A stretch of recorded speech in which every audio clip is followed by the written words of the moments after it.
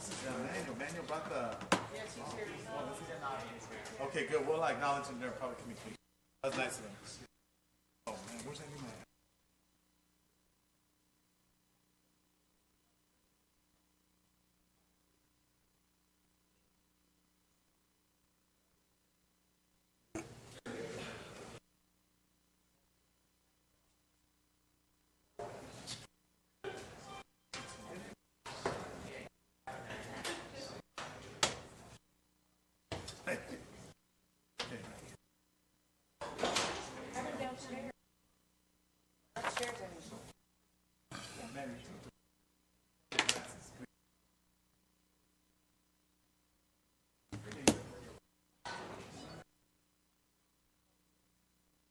They fit?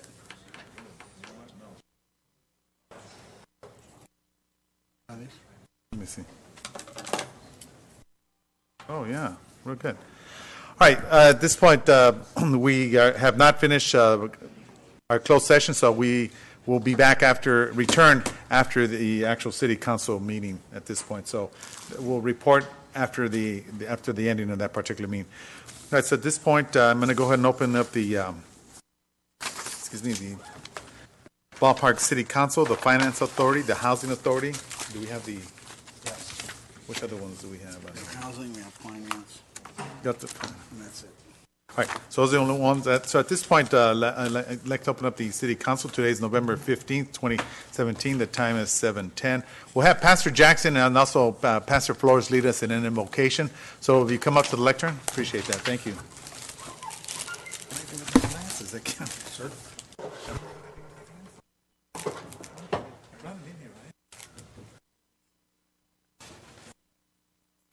I think those look very good.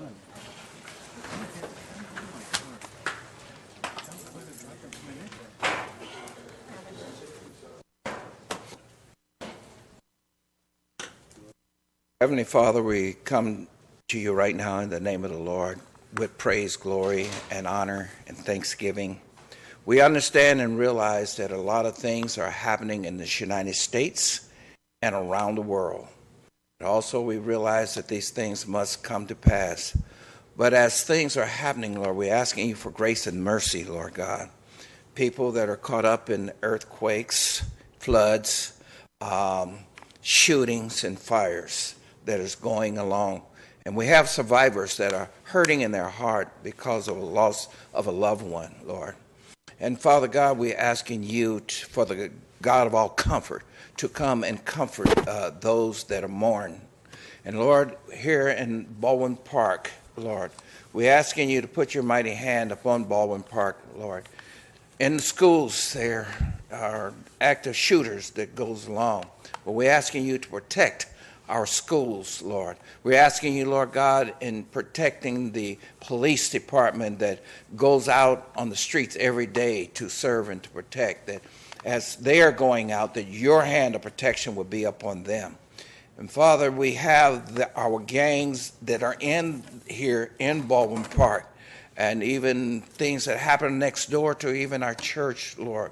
But we're asking you to tear down that stronghold of gang violence, tear down the stronghold of drugs, and bring forth the love of God for many people. And so therefore, Lord God, we're asking you to do these things.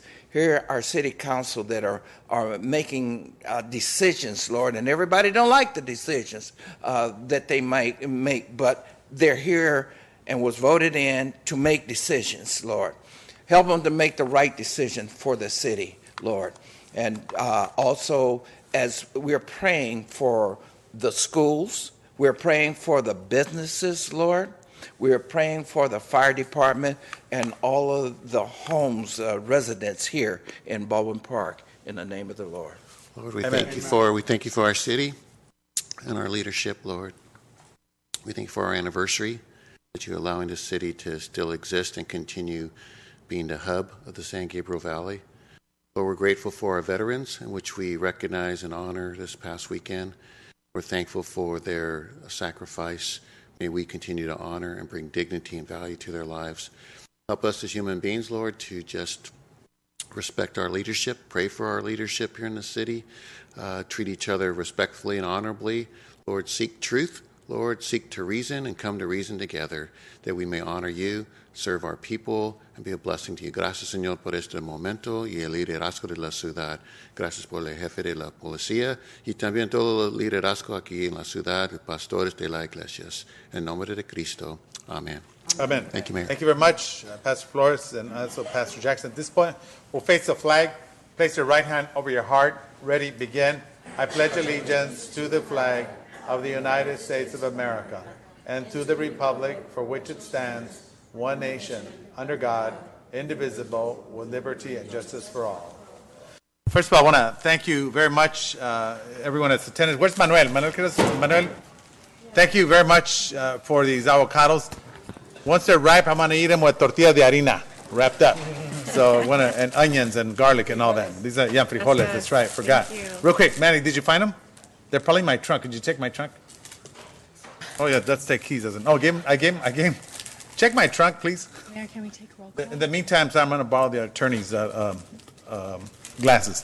Thank you. At this point, just want to, first of all, pay tribute to an employee by the name of Sandra Salcido from the finance company. Councilman Cruz Baca and I attended her event this afternoon. 37 years with the city of Baldwin Park. She started back in 1980 and just retired. So wishing her the best. Rose, I know you've worked with her as well. I want to thank all the participants and wish her the best. What a phenomenal employee. And I believe there's no one else that has that close of a record. And I believe the second there may be Ted Espantos. Is it 35-year, or would it be you, Mike? Mike, Chief. 37. They're 37, that's right. So you guys are there. Got hired at the same time then. You were? Okay. All righty. So I want to thank her for her contribution, immense contribution to the city of Baldwin Park. Also, want to thank the Veterans Day. What a spectacular event that was hosted there with the crowd, and of course having the skydivers in that particular area. So I want to thank all the participants. Council members wishing to close on anyone's behalf? Yes. Yes, Councilmember Cruz Baca. I would like to close on behalf of my cousin, Ray Ruiz, who was a resident of the city of Baldwin Park for most of his childhood and teen years. He was a retired corrections officer with Folsom Prison, but unfortunately he went into kidney failure and passed away last week. And my condolences to everyone, not only in the family, but he was an incredible human being, always willing to help, an incredible artist that at one time had painted a mural at one of my studios. And he was a Vietnam vet. So my condolences goes out to Ray, who was not only my cousin, but a dear, dear friend. Thank you very much, Councilmember Cruz Baca. At this point, And, Vice Mayor. yes, Yes, Susan Rubio. Well, first of all, to all the veterans out there, thank you for your service. Yes, I just want to acknowledge the beautiful ceremony that, well, we weren't the only ones. There were ceremonies held all over Los Angeles County, and so we want to just pay tribute to the veterans, especially because it's such tumultuous times, and there's a lot of things happening overseas, so we just want to make sure that we send our prayers. As you probably all heard, my little brother's also serving in the Army right now, so my heart goes out to all the families. But I also want to just recognize Parks and Recreation for the beautiful job. It was well done, and every year it's pretty spectacular. So thank your staff for me, please. And that's all, Mayor. Thank you. Mayor? Yes, Councilmember Cruz Baca. Also, I don't know if any of you saw in the food section or the review section of the Daily Tribune, I believe it was either Saturday or Sunday, they recognized La Chilanguita. Oh, no way. And talked about all the different types of moles and all the different soups and everything that they had, and reviewed it and scored it very high, which was very nice, being that it's here in Baldwin Park. So Awesome. and Thank congratulations to La Chilanguita. Thank you for bringing that up. Mayor, if I may? Yes. Also, again, want to thank all those that came out to Veterans Day and all our veterans for all the service that they've done for our country, and also for our staff for putting that together, our Parks and Rec, our police department, all the staff that work on making such a wonderful event for all of our veterans. And also, just as the year's closing, I want to recognize our Our staff has worked very hard. A lot of the accomplishments that we've done in Parks and Rec, all the programs that we have, our police department for keeping us safe, and a lot of community outreach that you've done. Redevelopment is starting to do a lot of good work. If you notice, the LA Fitness, and it's also brought a new Chipotle and a Walmart grill. So that's exciting to see that we're starting to get national name brands coming to Baldwin Park and starting to make Baldwin Park their home. Public Works, a lot of good jobs you're doing on the streets, the street medium that you picked up, and I know you'll do a presentation today about all the new streets that you're working on, and our finance director for keeping us on budget. So we'll be recognizing you guys the next month for all the good work you've done. So thank you all. Thank you, Mayor. All right, thank you very much. At this point, I'd like to, before I forget, because we're going to go back into closed session, and I'll just report out the City Council voted 3-2 to explore mixed-use development across from City Hall. That's right across from this particular area. The vote passed 3-2 with dissenting votes. Councilmember Cruz Baca and Councilmember Susan Rubio. The City Council voted 3-2 to move forward with hiring Chief Taylor as the police chief for approximately 1 year. The vote was 3-2. The dissenting vote was Councilmember Cruz Baca and Councilmember Susan Rubio. The City Council also voted 5-0 to direct the City Attorney to negotiate development agreements with any applicants who submits an application for the cannabis area. So I'll leave that, and we'll be having more to report at the end of the actual closed session as well. All right, so at this point, council members don't have anything else to share. Let me just, yes. Oh, no. All righty, so let me just go into the...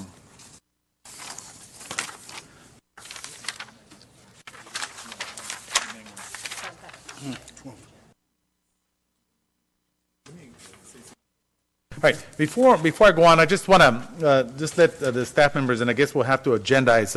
Our commander here from the American Legion. They are looking at an exhaust type of apparatus in the actual kitchen. Why don't you talk about it real quick? Let me make an exception real quick so they could move on from here. And Commander, go ahead and for the record, the name and what. Excuse me, I have a real problem with these speakers in my hearing, but yes, I know you. I'm Al Poliet from the American Legion in Baldwin Park, and we've been here since 1919 in Baldwin Park, and we're still here. And I know some of you council members and the mayor, and you've helped us a lot with the Verizon Tower, and I want to thank you all, everybody that helped with it. But I would like to. We have one more problem. Where we have to put a fire suppression unit in our kitchen. And I almost got the money to do it, but I need to see if we can somehow waive the permit fees for that. And because I don't quite have the money for that. Okay. All right, thank you. Anything else? That's it? All right. So what I'm going to do is agendize to allow them that I think that we should waiver the fees for the American Legion, of course, the soldiers. So that's what we're going to place at the following agenda so we could follow through with that. Okay, Commander? So we'll keep you posted on that. Okay. We have to place it on the agenda, bring them back and vote. So we'll place it on there to waive the fees. Thank you. Right. Yes, Councilmember Cruz Baca. Yes, I had spoken to Dan. I'm over here. I had spoken to Dan, and I don't know if he relayed the message to you that I was going to bring it to the attention of the council so that we could try to see it between us. We could, I don't see, waive the fees for the permit that you had asked for. Oh, he doesn't hear me. I know, but that's fine. Go ahead. Go ahead. Oh, so that we could waive the fees. I had also spoken to Amy, or I sent her an email or a text in planning to see what we could do in order to help you, being that you are a veterans organization and been here in our city for many years. So we will put that on the agenda. Let me do it. Well, you know what? Okay, I appreciate that. Real quick, I think we could do an emergency. So I'm going to go ahead and place that. Legal counsel, is that? That's correct, Mr. Mayor. As long as this issue came up after the city agenda was put out, it could be considered an emergency item and would be required to have a 4/5 vote in order to put it on the agenda and pass it. So at this point, I'm going to go ahead and make a motion that we place this an emergency necessity to vote on with reference to the American Legion, the actual kitchen exhaust apparatus. A second. Okay, second. Any objections? If not, so want to go ahead and make the motion and pass it now. Can I do that? Excuse me? Could I make a motion? All right, I'm going to go ahead and make a motion to go ahead and pass and waiver the fee for the permit. That's I my second. motion, seconded by Councilmember Cruz Baca. Any objections? See none? Okay, so moved. Thank you. Okay, you're good to go. Congratulations. Your fees were waived, if you don't understand, because there was a lot of stuff going on up here. Your fees have been waived. Thank you. All right. I have one more request real fast. Yes, sir. If anybody has a hookup for frozen turkeys, we try to give out 10 complete dinners for people that need it in Baldwin Park. Okay. We're having trouble getting turkeys, so anybody got some? Definitely. I do. I don't know if we can come up with 10, because so far they're being spread out between the different faith organizations and so forth, but I think that we can do 5. Whatever you can come up with, we'd appreciate it. I'll go ahead and donate, we'll do 5 equal then, right? Because we're Okay. going to spread them out. All of us will do 5 equal. Okay? Tell them. So it's 10. Commander. Very much. Thank you. Can you come over for dinner? Can I come over for dinner? Parks and Recs, thank you for the All right. vets day. All right, thanks, Commander. Could you leave me your, excuse me, I'd like to know where I can deliver them. I won't be able to deliver mine, at least my share, until Tuesday. So can I just drop them off, or shall I call Dan? Got it. Okay. Thank you. All right. Oh, after 4 o'clock. Okay, thank you. All right, Commander. All right. Thank you. I know, that's true. All right, at this point, we're going to go into the presentations. The first one is the plaque in recognition of the 2017 Teacher of the Year, and that's Raquel Viramontes. So is she here? Excuse me, Mayor, can we do roll call? Oh, roll call. Hold on, Raquel. Sorry about that. Let's go ahead, Matt, sorry about that. We'll just inform so that we're going to do roll call first. Thank you, Ms. Avila. I appreciate that. A little excitement doesn't hurt. All righty. Hi, good evening, everyone. Councilmember Cruz Baca. Here. Councilmember Monica Garcia. Here. Councilmember Ricardo Pacheco. Here. Mayor Pro Tem Susan Rubio. Present. Mayor Manuel Lozano. Present. Thank you very much. All righty. So at this point, let's go ahead and have Raquel Viramontes come on up here.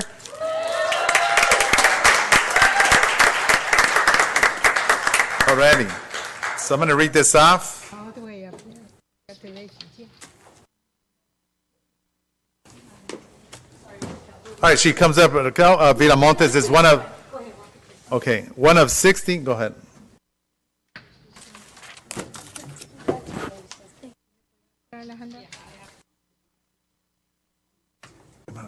Okay, I'm going to read this off. Raquel Viramontes is one of 16 teachers who represented the county in the state's top teacher competition. Ms. Viramontes, a 9-year science teacher at Baldwin Park High School, was named one of the 16 Los Angeles County Teachers of the Year on September 29th by the Los Angeles County Office of Education and Recognition of Dedication and Passion to her students and profession.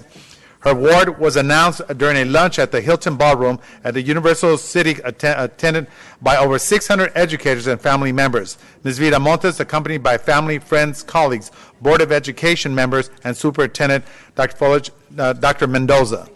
The honor puts Viramontes in an elite group of teachers with represents the best of 72,000 public school educators in California, most populous county. She advances to the California Teacher of the Year competition. Ms. Viramontes teaches biology, forensics, and human anatomy, using project-based instructions to bring lessons to life for her students. She holds a Master's of Art in Education from Claremont Graduate University, a Bachelor's of Arts in Biology from Pomona College, and an Associate's degree from Rio Hondo College. In partnership with the Los Angeles County of Education, the California Credit Union awarded each of the 16 teachers with a $1,000 check. Lakeshore, another partner of the event, awarded $100 gift cards for the classroom items. And now in the 36 years of the Los Angeles County Teachers of the Year, competition is the largest in the state and is part of the nation's most prestigious honor for education. So at this point, congratulations to Ms. Viramontes.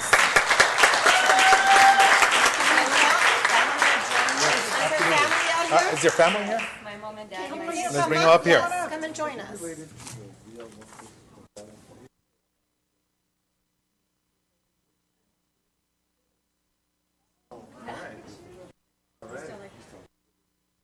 Now, just to let everyone know, Ms. Viramontes just informed me she grew up from East LA, so that's awesome. That's really awesome. Come on up here.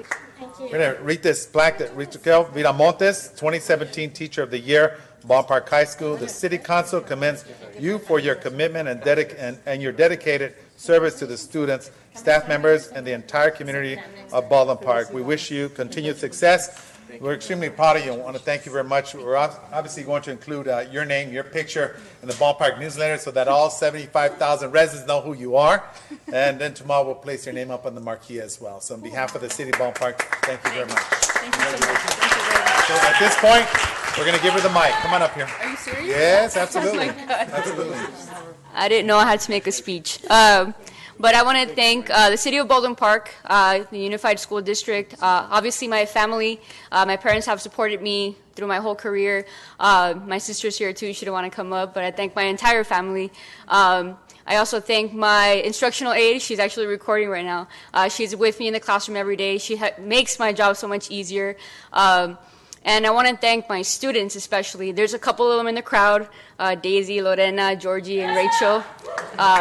But my job is not easy, but it's an awesome job just because you get to have a hand in every kid's future, shape what their life's going to be in the future. And, them being in my classroom and giving me the opportunity to be their teacher is an amazing experience for me. So thank you to everybody. Thank you. Thank you very much. All right, we're going to get a picture. Manny, you got this real quick?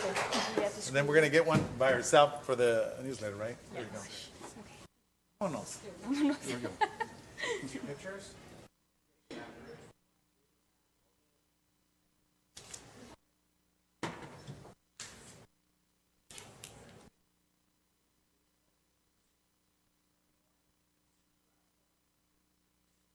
Awesome. Will you get a separate one at a later time? Okay.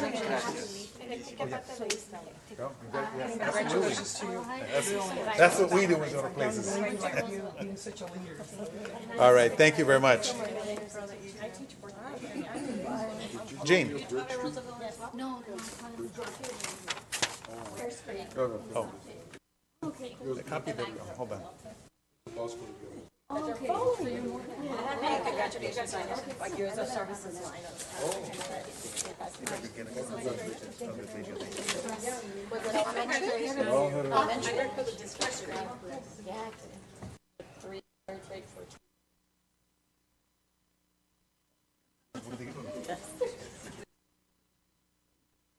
Okay, that's right. Where's Pacheco? Oh, back here. Okay. We have another one? All right.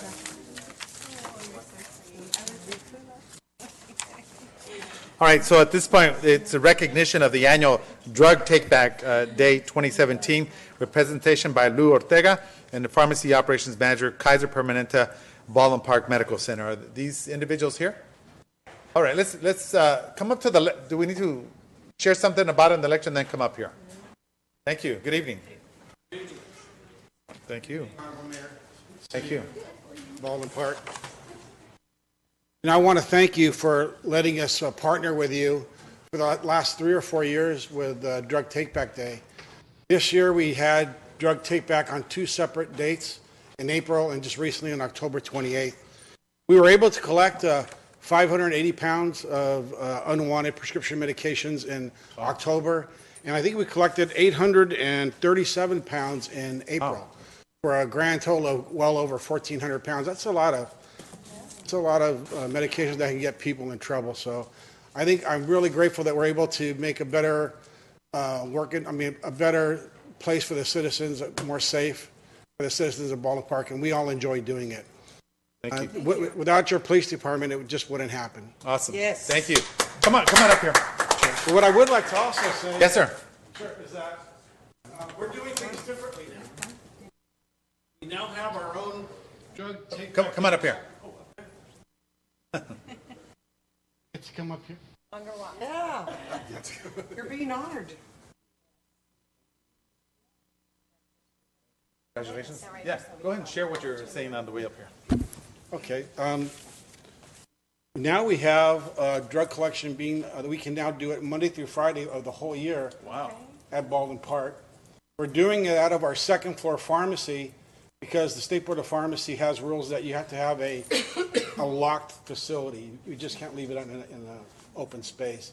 So Even though we collected less drugs this year, during that date, we've been collecting many more tons throughout the year. We fill that thing almost every other day.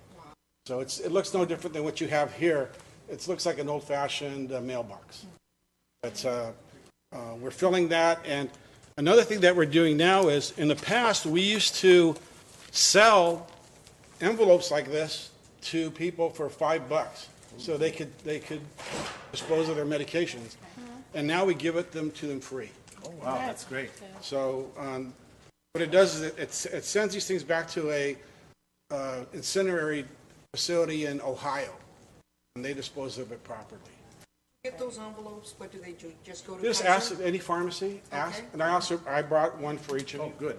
Awesome, thank you. So there's actually 7 here. Okay, we'll pass them out. Just pass them out. Just in case we have to. Yeah, and if you need more, you can always just call Raina and we'll send you All more. right, yeah, Raina, okay. All right, we're going to, Mr. Ortega, right? Yes. I'll present you with this certificate that reads Kaiser Permanente National Prescription Drug Take Back Day. The Ballpark City Council thanks Kaiser Permanente staff for their dedication to the health and the well-being of the citizens of Baldwin Park through the National Prescription Drug Take Back Day to provide a safe, convenient, and responsible means of disposing of prescription drugs while also educating the general public about the potential for abuse and medication. So thank you on behalf of the City of Baldwin Park. Thank you. Thank sir. you. Where's Manny Carrillo? Thank you. Right here? Yeah, he takes excellent pictures. I also Better than wanna- Gene, as far as these are concerned. There you go. It's hard to follow up Ms. Villamontes. There you go. Let's put your certificate right here. Excuse me.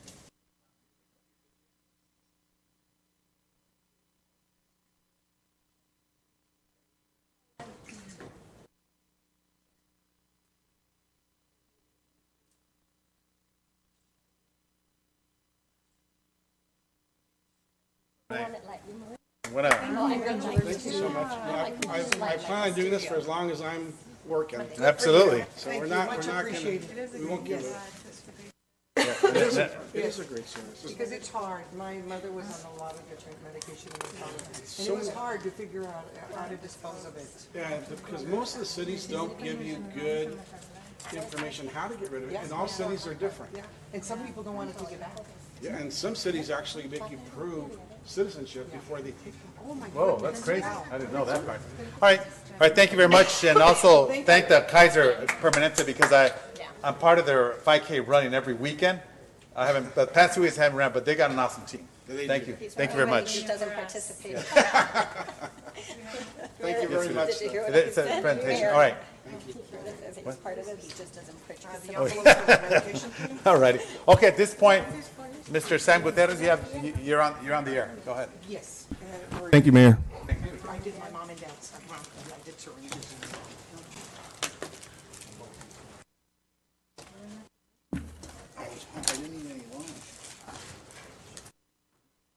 Neither did I.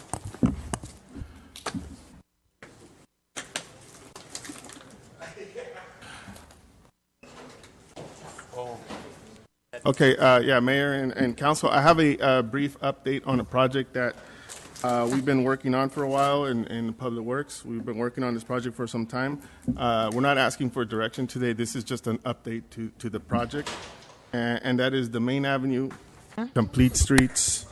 Is that better? Complete Streets Improvement Project.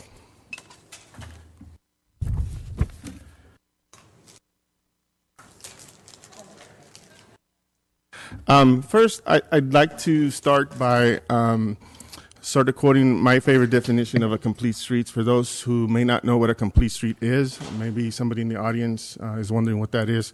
So I'd like to read off something that I like to think about when I think about complete streets. So complete streets are streets for everyone. They are designed and operated to enable safe access for all users. Pedestrians, bicyclists, motorists, and public transportation users of all ages and abilities are able to move along and across a complete street. Complete streets make it easy to cross the street, walk to shops, and bicycle to work. They allow buses to run on time and make it safe for people to walk to and from transit stations. So this is from the National Complete Streets Coalition, and I really like that definition. The City of Baldwin Park has received various grants for the design and construction of complete streets projects, and we're currently working on 4 projects. The first project is the project that I'm talking about tonight, and that's Main Avenue. This is phase 1, between Los Angeles Street and Arrow Highway. We're also working on Fraser Avenue between the I-10 freeway and Foster Avenue. Recently, we received grants for Main Avenue and Pacific Avenue, which is phase 2 of the project that we're talking about tonight. And we also recently received a first mile, last mile improvements for the transit station. This will bring complete streets improvements to the train station. In total, we have about $5.9 million for complete streets improvements. The funding for this project comes from 3 sources. The first is the Federal Safe Routes to School. That's a $1 million grant, and that is from the Federal Highway Administration. The second source is the State Active Transportation Program grant. That's for $2.1 million. And we're going to be providing about $300,000 in local match for this project. So the total budget for this project is $3.4 million. So we've completed various milestones for this project. First and foremost, the environmental clearance has been obtained, both in the NEPA and CEQA. That includes the air quality analysis. We've also obtained right-of-way certifications. We've obtained the California Transportation Commission has we've obtained their allocation, which is their authorization to spend the funds. And also, we've completed the plans and specifications.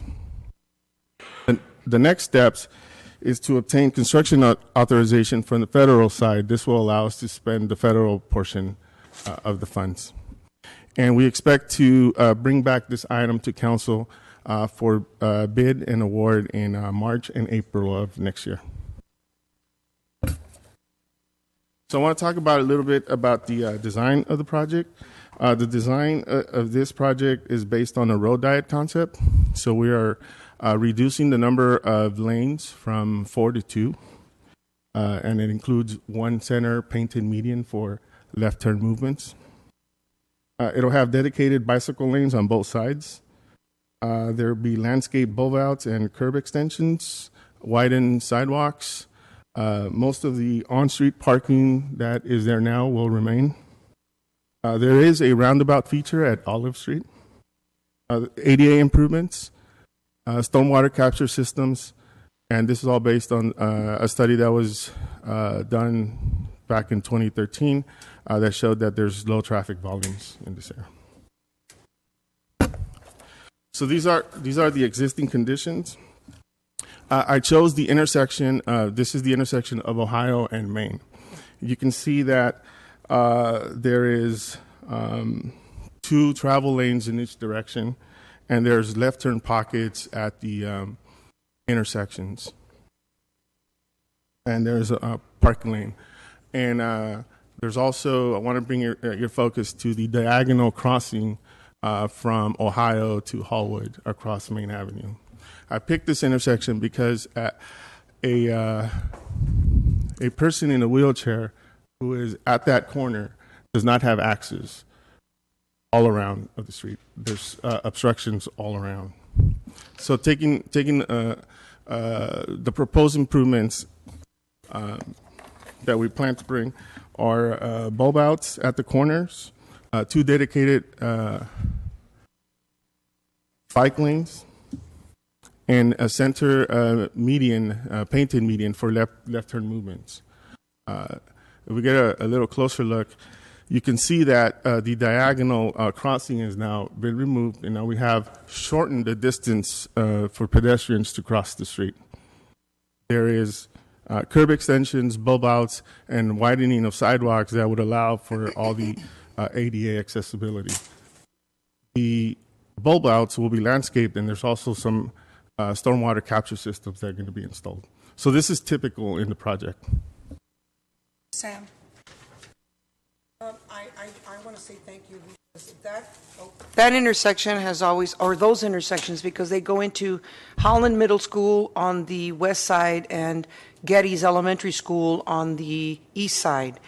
And Mayor Lozano, you probably remember that it took a long time to put that traffic signal in there. That little girl was killed on her way with her parents or her mother or something to school. And I walk that a lot every morning. And I'm going to say that sometimes that crosswalk gets, I mean, there is no crosswalk. That's really hard to cross at times. So thank you very much, because that is very much needed with this particular that's so busy. You know, that You're welcome. took, I came to the city council and asked for that in 1979, 1980. Wow. Here in public, and they told me you're going to have to wait. So waited and waited and waited for many, many years. Probably over 30 years. Oh. But nevertheless, all right, thank you. So some of the major design features is we're going to be bringing in new modern signage. We're minimizing the crossing distance for pedestrians. That, like I said, that painted center median will allow for safer turning movements, left turn movements. We'll bring high visibility crosswalks, advanced stop bars, bike lanes, rain gardens for stormwater capture systems, and we're going to be bringing upgrades to the traffic signal with audio prompts.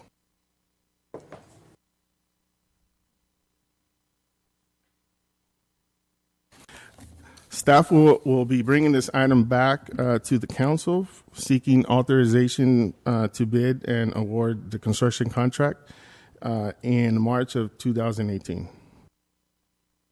Community workshops will be held in January and February.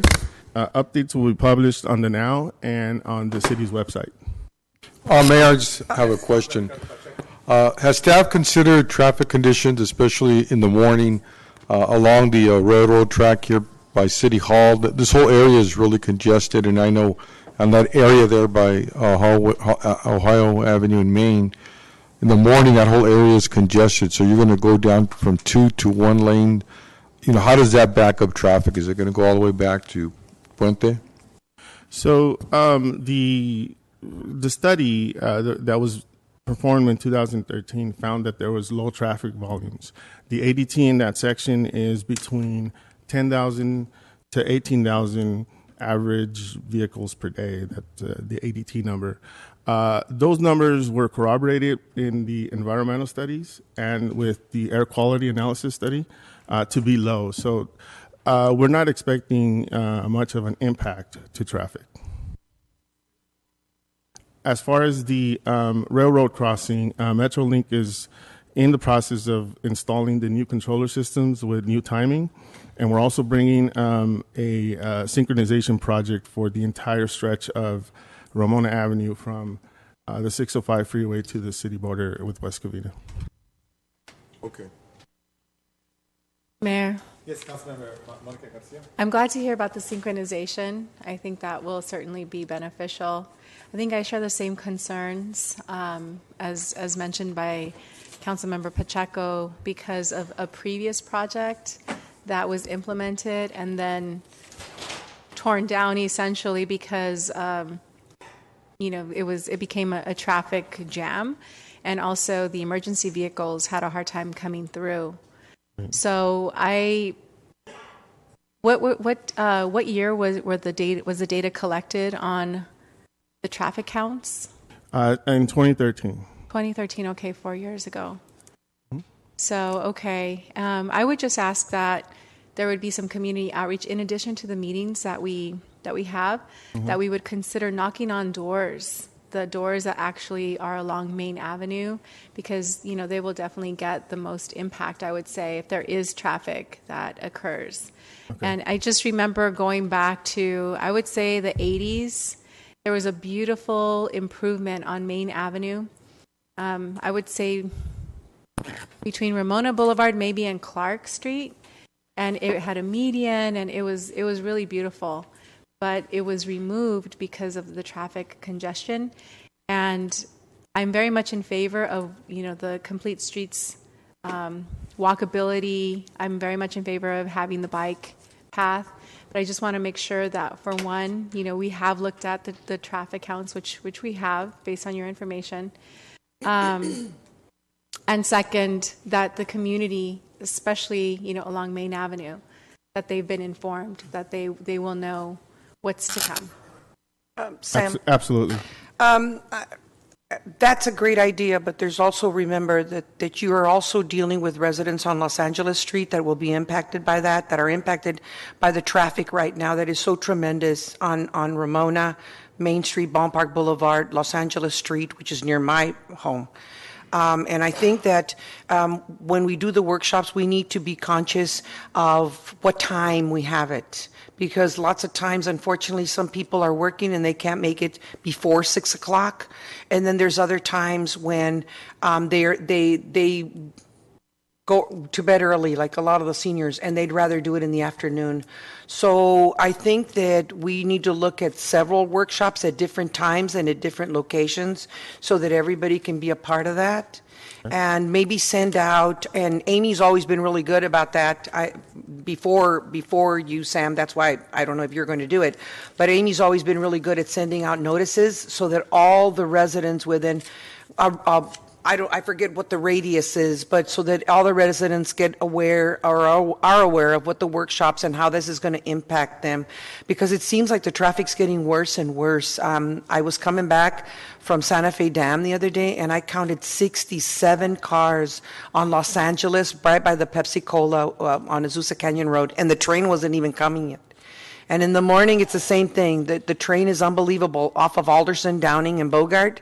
It's really bad. I don't know what to do about that. What we can do about that traffic backed up all the way. It's real bad. Okay, so the synchronization along Ramona, that is a project. LA County has already finalized all the timing phasing for Ramona.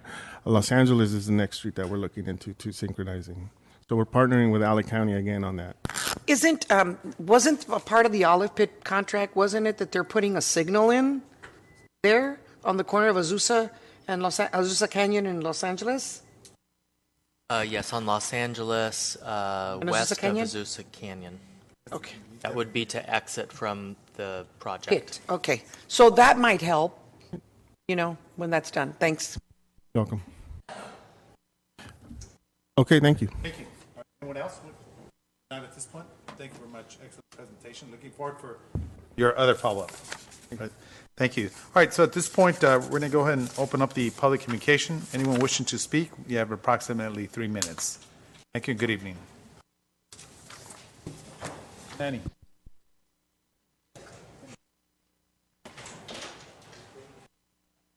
Oh, Terry Muse. Good evening. I just wanted to make a comment about the complete streets. I think it's exciting to see the bike paths and all that you're talking about in terms of improvements. I just wanted to, I didn't notice anything about street lights, if that's part of the complete streets package, because I know from Arrow Highway to probably like maybe the adult school, it's dark at night. It's really dark, and if at all we could address that when we're doing this whole complete streets, I think that would be great. And the other thing is, I don't know what input the adult school has had on this, because I know as a parent, when we go to the PAC Center, it's so hard to get in and out of that adult school, and I don't know what will happen if we take it down to 2 lanes, and then if there's any consideration of how to make the entrance and exit from the adult school easier, because it's hard to get out of, it's hard to get into. So I just wanted to bring that up, as I think that's things that maybe we should look at. Thank you. Thank you very much. I want to move along. John Rios, resident. One of the things I've noticed since September that I told Manny Carrillo and Sam about that damaged equipment over at Walnut Creek, they finally did it this past week. It only took, 2 months and a half to be completed, that it was something that was under warranty. It's a little too long. And bottom part of that seat that they had, they didn't replace it. They just left it there. It's still broken, So it's something that Shannon, as CO of the city, you need to start going around. You can't just take it from Manny Carrillo or Sam to do the right things. Okay? Now, on another subject, we have, I think, 8 openings in the police department that we haven't filled for the past, I would say, what, Mr. Taylor, 7 years, 8 years? Something like that, our police department has improved their quality of work. They always have been good, but they're getting better. I think we do need some more police department. We need some more backup for them. Every time I see him, there's always 1 or 2 cars right there.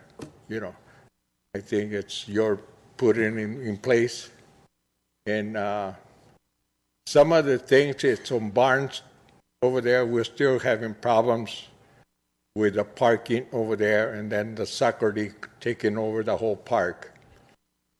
The residents over there, they're putting in a petition to bring up to the city council, and they're just getting some signatures right now. They're tired of them just taking over. There's no parking, there's drinking, there's, you name it, you got it there. You want drugs, you go on Saturdays, do those things. Our police department can only do so much. There's too many people there. We're talking 400 or 500 people in that park. The park wasn't built for that. It was built for the residents. And then I don't know if they're renting it out or what, but if they're renting it out, where is that money going to? Plus, we need to put some speed bumps right there. Okay? That's about it for right now. Thank you. Thank you very much. Appreciate that. All right. We'll allow with public communication.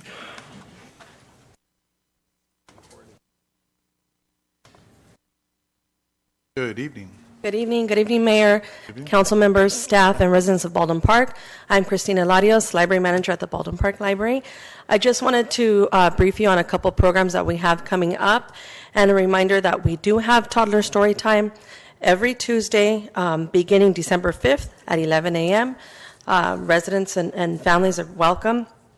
And I wanted to also inform you, if you haven't already seen it in the community, but the County of Los Angeles Public Library has what's called a Make Mobile, and it's a van that has visited our library probably every other month, and it's equipped with STEM-based learning technology.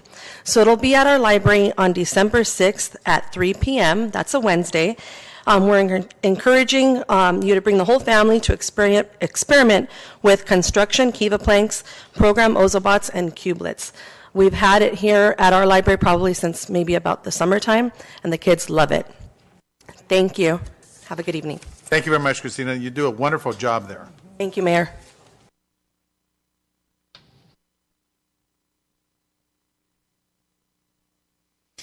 Good evening, Good evening, Mayor Lozano, Mayor Pro Tem Rubio, council members, city staff, and the community of Baldwin Park. My name is Daniel Levanos, and I am your city ambassador for One Legacy. One Legacy is a nonprofit organization dedicated to saving and healing lives through eye, organ, and tissue donation. Currently, our national wait list for the gift of life is over 117,000 Americans, 21,000 in our state alone. One person can save the lives of 8 people through organ donation, and through cornea and tissue donation can enhance the lives of 75 people or more. Sadly, we lose 20 patients daily waiting for the gift of life, and every 10 minutes someone is added to this list. To register for organ donation, you can go to our website, www.donatelifecalifornia.org, and see Alva Espanol, www.donavitacalifornia.org. To date, we have registered over 14 million Californians, and I'd like to thank everyone for those putting the pink dot on their driver's license. I'd like to introduce you to our 15th annual Donate Life Rose Parade Float the Gift of Time. This year's 129th Tournament of Roses Parade theme is Making a Difference. Making a Difference celebrates the power of kindness in the people in our communities that are selfishly making a positive difference in our lives. The gift of time is truly the greatest gift of any of us can bequest to a waiting recipient, showing the power that each of us has to help one another. Our Rose Dedication Ceremony is scheduled for December 19th, 2017, between the hours of 10 a.m. and 12 noon. during our First Look event in Pasadena. Our exclusive First Look event provides the opportunity to showcase the various aspects of our float in a very intimate setting, demonstrating One Legacy's involvements within the community. You will also get to meet the One Legacy honorees, float riders, and Florograph families. I would like to invite the City Council to our First Look event to place a rose on our float to give the time for the importance of eye organ and tissue donation and representing the city of Baldwin Park. Please RSVP with me by December 8th. I am a liver transplant recipient, and I received my gift of life on December 27, 2003, the greatest gift I ever received from a stranger. Thank you, Mayor Lozano, Mayor Pro Tem Rubio, council members, city staff, and the community of Baldwin Park for giving me this opportunity to announce what One Legacy's mission is: saving and healing lives through organ, eye, and tissue donation, comforts the families we serve, and inspires our communities to donate life. Thank you, good night, and have happy Thanksgiving. Mayor. Yes. Mayor, Councilor Cruz-Baca. could I ask you, please, what is the location? Because it only says to RSVP, but there's no information on this little card you left us. Yes, our location is going to be down in Pasadena by the Rose Bowl. The address will be 700 Seco Street. It's in the Rosemont Pavilion. Oh, okay. And that's where our ceremony will take place. Okay. Thank you. So is there a phone number where I can RSVP? Actually, if, I would go through the city clerk. She can get a hold of me and we can RSVP. Okay, for the city of Pasadena? Yes. Okay. Thank you. Thank you. All right. Thank you very much. All right, moving on with public communication. Hello, residents of Baldwin Park, City Council. Happy Thanksgiving, everybody here. Thank you. You guys on number 13, public hearing. I don't know why you even have these. You people love to mess with the you know. You guys are like Trump. You three people act like Trump. 1, 2, 3. The reason I say that, you want to dictate to Baldwin Park residents what we can do and can't do legally or illegally. Illegally, Mr. Taylor should be a busy person. But putting up a sign saying that we disapprove of you people, why is it so objective? Are you guilty of what we're telling you? Because that's what it seems like. So restricting our signs or whatever we put up, you shouldn't be complaining. You should be complaining. You people should complain to each other and say, hey, you shouldn't be doing that. But no, you want the public to tell you. Well, we tell you, and then you want to put restrictions on us. And Mayor, don't call me a liar, because it says it right here in your paperwork. City of Baldwin Park. So if you want to call anybody a liar like you normally do, you better start reading this stuff. I'm pretty sure your paperwork is more thorough than what you tell us. So don't call me a liar again. Because if you do, I'll call you the liar right back. So you people, you, mayor, the lawyer, don't you people look at our constitutional rights? Or are you guys all like Trump? I don't think you're all like Trump. Because he has no respect for none of us. But you people that voted him in, you got what you want. You deserve what you get. But the rest of us, we're in a sinkhole. But getting back to number 13, don't forget, you don't like it, move on. Thank you very much. Thank you very much. Appreciate that. All right, moving on with public communication.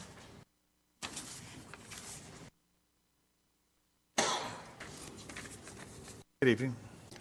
Greg Tuttle, business owner. I've been getting some feedback from the cannabis people that are trying to get in on Ramona and around the area.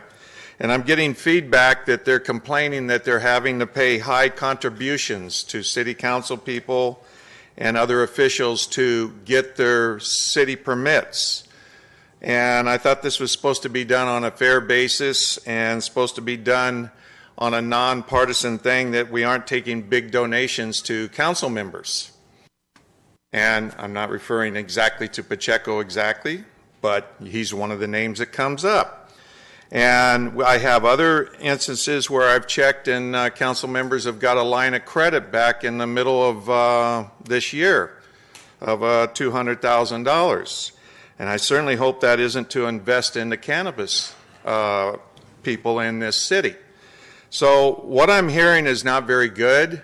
And I knew this was probably going to happen when we brought in this cannabis thing because it's a lucrative business. And people get greedy and they want to line their pockets. And they send out consultants. They send out their people to say, hey, you want a buddy deal? We have the people inside. And I remember a certain individual named Vidal Vargas. They used to be the buddy deal guy for cooks. And that ended. So we do know what happens in this city. And I've seen it. I've been there and seen this happen. So I'm forewarning each and every one of you. I find out it's going up higher than the DA's office. This is going to stop. And all this payoffs and contributions to the election campaigns and stuff, it's going to be exposed. So I'm tired of seeing this and hearing it. And when I get people coming up to me that I don't even know, and they say, you're the guy that I need to talk to, I say, no, I'm not. We need to talk to the officials in the police department. We need to talk to the FBI, because this has got to stop. And if these permits are handed out to people that don't deserve it, I'm going to be the first one standing there watching them. So I hope that everybody pays attention to this, because you're only getting one warning from me. Thank you very much. All right, thank you very much. All right, this one went on with public communication. All right, seeing no further, I'd like to close the public communication at this point. All right, real quick, just want to mention to everyone, this past Monday, I was texted, there was a meeting over at Baldwin Park High School, where both of you attended, and there was several residents that were concerned about an issue that happened about 2 weeks ago that involved a threat, a student, and I guess it circulated through the social media, text, and so on and so forth. So I went over there, and some of the residents wanted to know why we weren't there. Why wasn't the city council there? Why wasn't the police department there? And I discussed this, right, exactly. I discussed this with our police chief, Mike Taylor, at length today, and also had an opportunity to meet also with Mark Adams and also with Sir David De Leon and also Cynthia Valdez. I want to thank them very much for taking their time, because I shared it with them as well. Now, I could have easily gone into this particular meeting and said publicly that they did not invite the city council. Instead, I chose the high road and explained that we work together in conjunction with the Baldwin Park Unified School Police as well, and that we want to call for another meeting so that the residents know. The particular cause here is that some residents don't understand. They think that the city council basically runs the entire city. So I explained there's three entities here, of course, as we know, the school district, the water, and the local municipal government. Chief, if we could get instructions to set up another meeting so we could follow up with that, because I think what happened is the residents, as they left, they felt they weren't fully informed, and I spoke to them on the side as well that we would definitely attend. This was an actual meeting by the Baldwin Park Unified School board members as well. So I just want to thank De Leon and also Valdez and also Adams as well for taking their time and hearing me out today in this particular field as well. Mayor, yes, since you brought it up, can you share just with the community so they know what you're talking about, because it sounds scary. Can you just share what that incident was and how it was resolved, please? Chief, do you want to cover that particular incident? Absolutely, Mayor. We had an incident that happened a little over a week ago involving one of the school students at the Baldwin Park Unified School District. I'm not going to name a lot of specifics because it involves a juvenile, so I've got to be very limited on what I tell you. But there was some threats that were made that were posted over the internet on social media, and the threats that were made were pretty serious. And so we sent out officers to investigate it. The subject was taken into custody. It's currently still being investigated by us, and it obviously caused some concern with some other, with parents that have children that go to Baldwin Park School District, and that's how this all came about, without being too many specifics. Right. And I think part of that, like the way you explained it, had it been explained in that fashion would have been probably more understandable for the residents. Because of confidentiality matters, there's certain things that cannot be revealed, and we understand that we understand. That is correct, Mayor. Yes, already. All right, so I just want to share that before we go on. All right, thank you very much. All right, so at this point, we're going to go over to the consent calendar. Council members wishing to pull any items? No, I've closed it already. Mayor, I'd like to remove item 12 from the consent calendar. Okay, Councilman Ricardo Pacheco's wanting to pull item number 12. Mayor? Yes, ma'am. I would like to pull, where am I here? Hold on.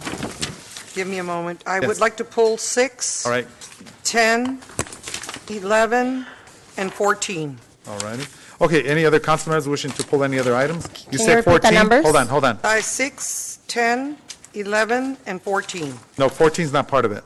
Oh, okay. All right, That's fine. so then basically 6 and 10. 6, 10, and 11. 6, 10, and 11. Thank you. All righty. Council members wishing to pull any other items?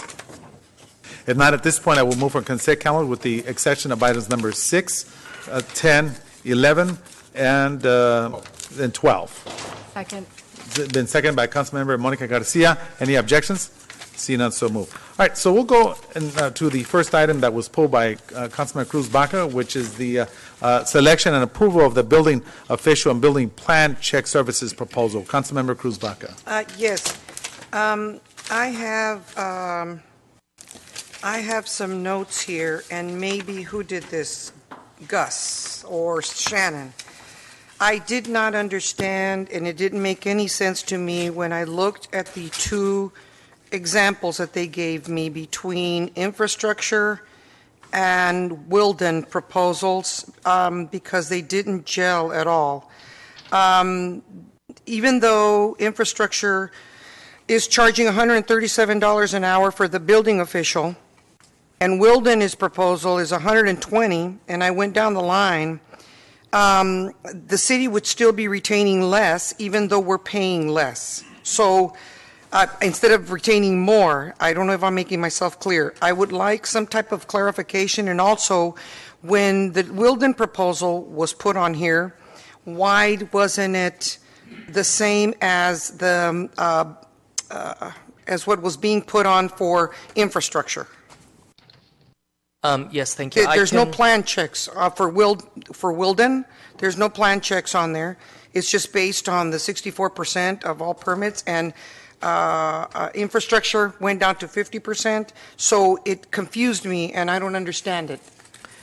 Okay, so, and I can let Gus get into some of the details, but basically, the city collects a plan check fee, and then they normally pay a consultant a percentage of that to do the actual plan check, and then the city retains the difference. So in infrastructure's case, even though their building official hourly rate is a little bit higher, when they take plans in and they send them to the office where they have people check them off-site, they're only charging us 50% of that. So if our fee is $1,000, they get $500 and we get $500. That's on the new contract? That's because correct. They charge 65 now. They are proposing in this contract to charge 50%. Okay. And then Wildan, even though they charge less for their hourly rate, they retain more of that permit fee. So they would retain 64%. So on a $1,000 plan check, they would retain $640. So we did some analysis based on last year's numbers to see how it came out. And if, I don't know if Gus, if you want to add anything or if that answers your questions. Or No, if it you have doesn't, more. because here at the top of Wildan, it says based on all permit fees. But here with the infrastructure one, it says based on 50% of plan checks. Yes, there is a difference with Wildan and infrastructure in terms of the what they charge for the building official. Although Wildan includes the building official charge and the percentage of fees, which is noted, the plan review by the building official is charged hourly.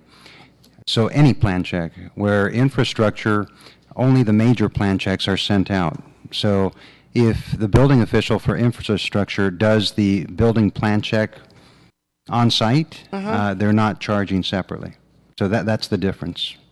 And I think she's also pointing out the difference that Wildan charges 60% of all permit fees. Correct. It says in the table, and infrastructure only charges on the plan check fee. That so is there's correct. two fees that an applicant Yes. is charged. One is to check the plans. Yes. After that's done, then they charge the permit. Yes, well, why isn't the plan check on the Wildan? Only the Is permit that the way fees. they?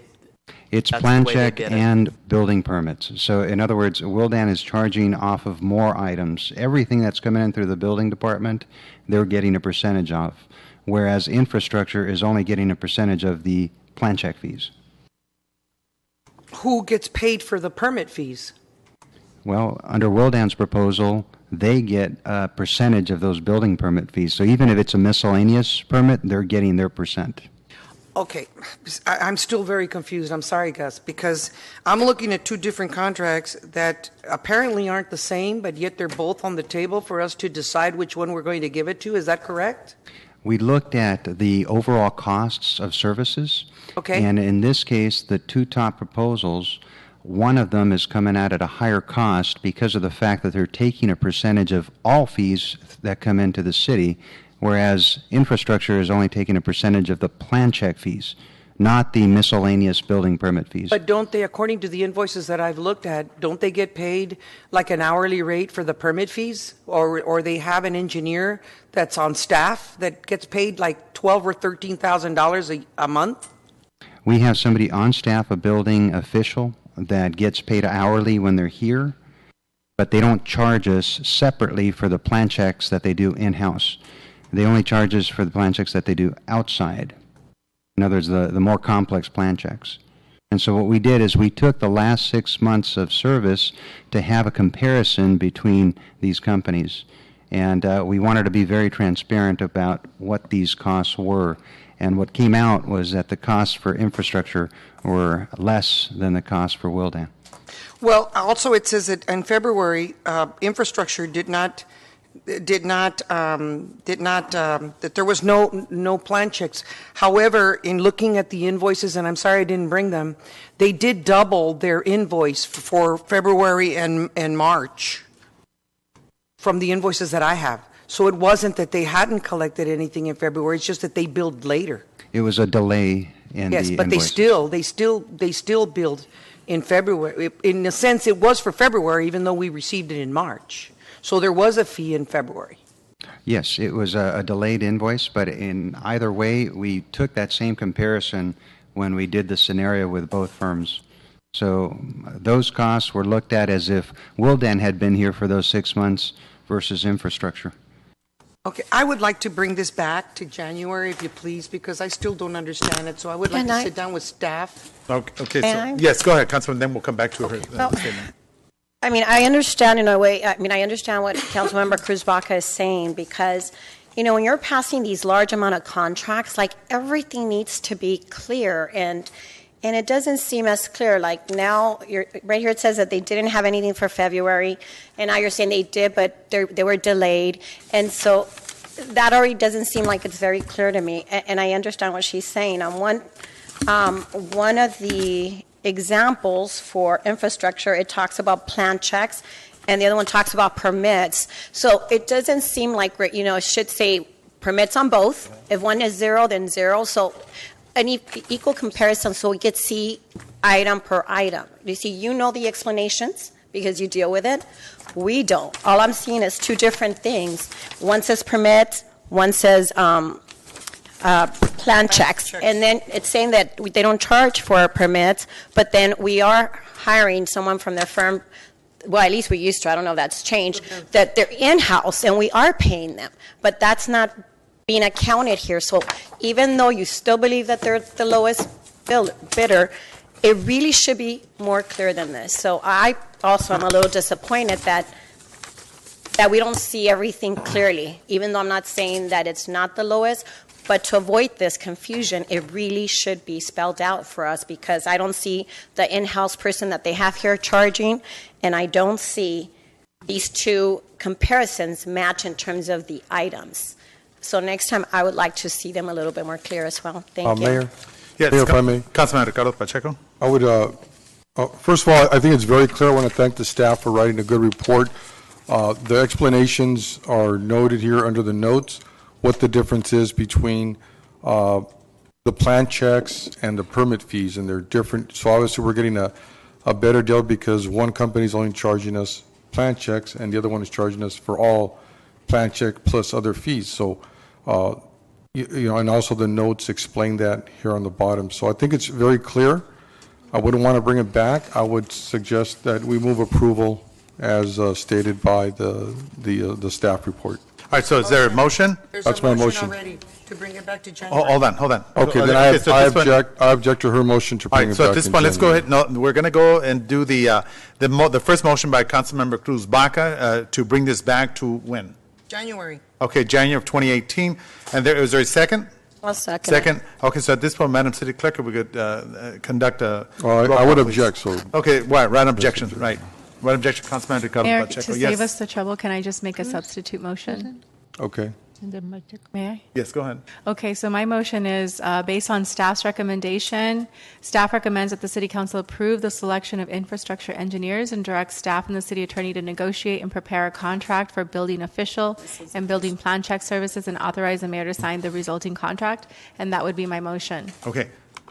Is that a substitute motion? Because there's a motion on the floor. That's my or a substitute motion. All right. Second or Which takes substitute precedence. motion. At this point, was there second? I second. The Second. Any substitute objections? Yes. All right. One objection, Councilman Cruz Baca. So at this point, I will ask for roll call vote. At this point, our city clerk, Maria Contreras, roll call. Councilmember Monica Garcia. For my substitute motion, yes. Councilmember Ricardo Pacheco. motion. For the substitute motion, yes. Mayor Pro Tem Susan Rubio. No. Councilmember Cruz Baca. No. Mayor Manuel Lozano. Substitute motion, yes. Okay, the motion passes. Substitute motion by Councilman Monica Garcia passes. The vote is 3-2. All right, so we're going to go ahead on move over to the next item that we have here. Let me just get over here. We have item number 10, request by Councilman Cruz Baca, request for approval of updates to Police and Public Works Department radio system. Yes. I have a lot of questions as well. If I remember correctly, when the presentation back in probably, I don't know, Rose can probably refresh my memory, if it was made before the end of the fiscal year in June, there was a presentation about each one of the departments and what their budgets. And Chief Taylor had told us that this particular radio was going to be in the neighborhood of about $400,000. My question is that why did it all of a sudden jump up to $679,736 if it's the same radio or operations that we're going to be using? The other thing is that on here the recommendation is to waive the formal bidding process. I would like to see the contract, which I haven't seen. We only have an explanation in our packet, and I would also like to see what other cities does this particular company working with, and why are we waiving the bidding process? I feel very uncomfortable with it, from the original 400 and some thousand to jump all of a sudden to over 600,000, which is a 200 and some $1,000 difference.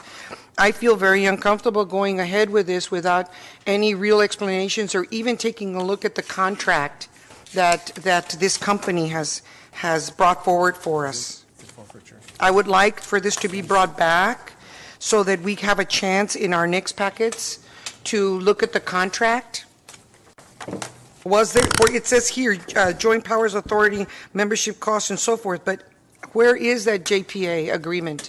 It wasn't in our packet. I looked, Manny, the mayor. Okay. I looked. Mayor, Yes, hold on, allow her to finish. I'm not done. I'm sorry.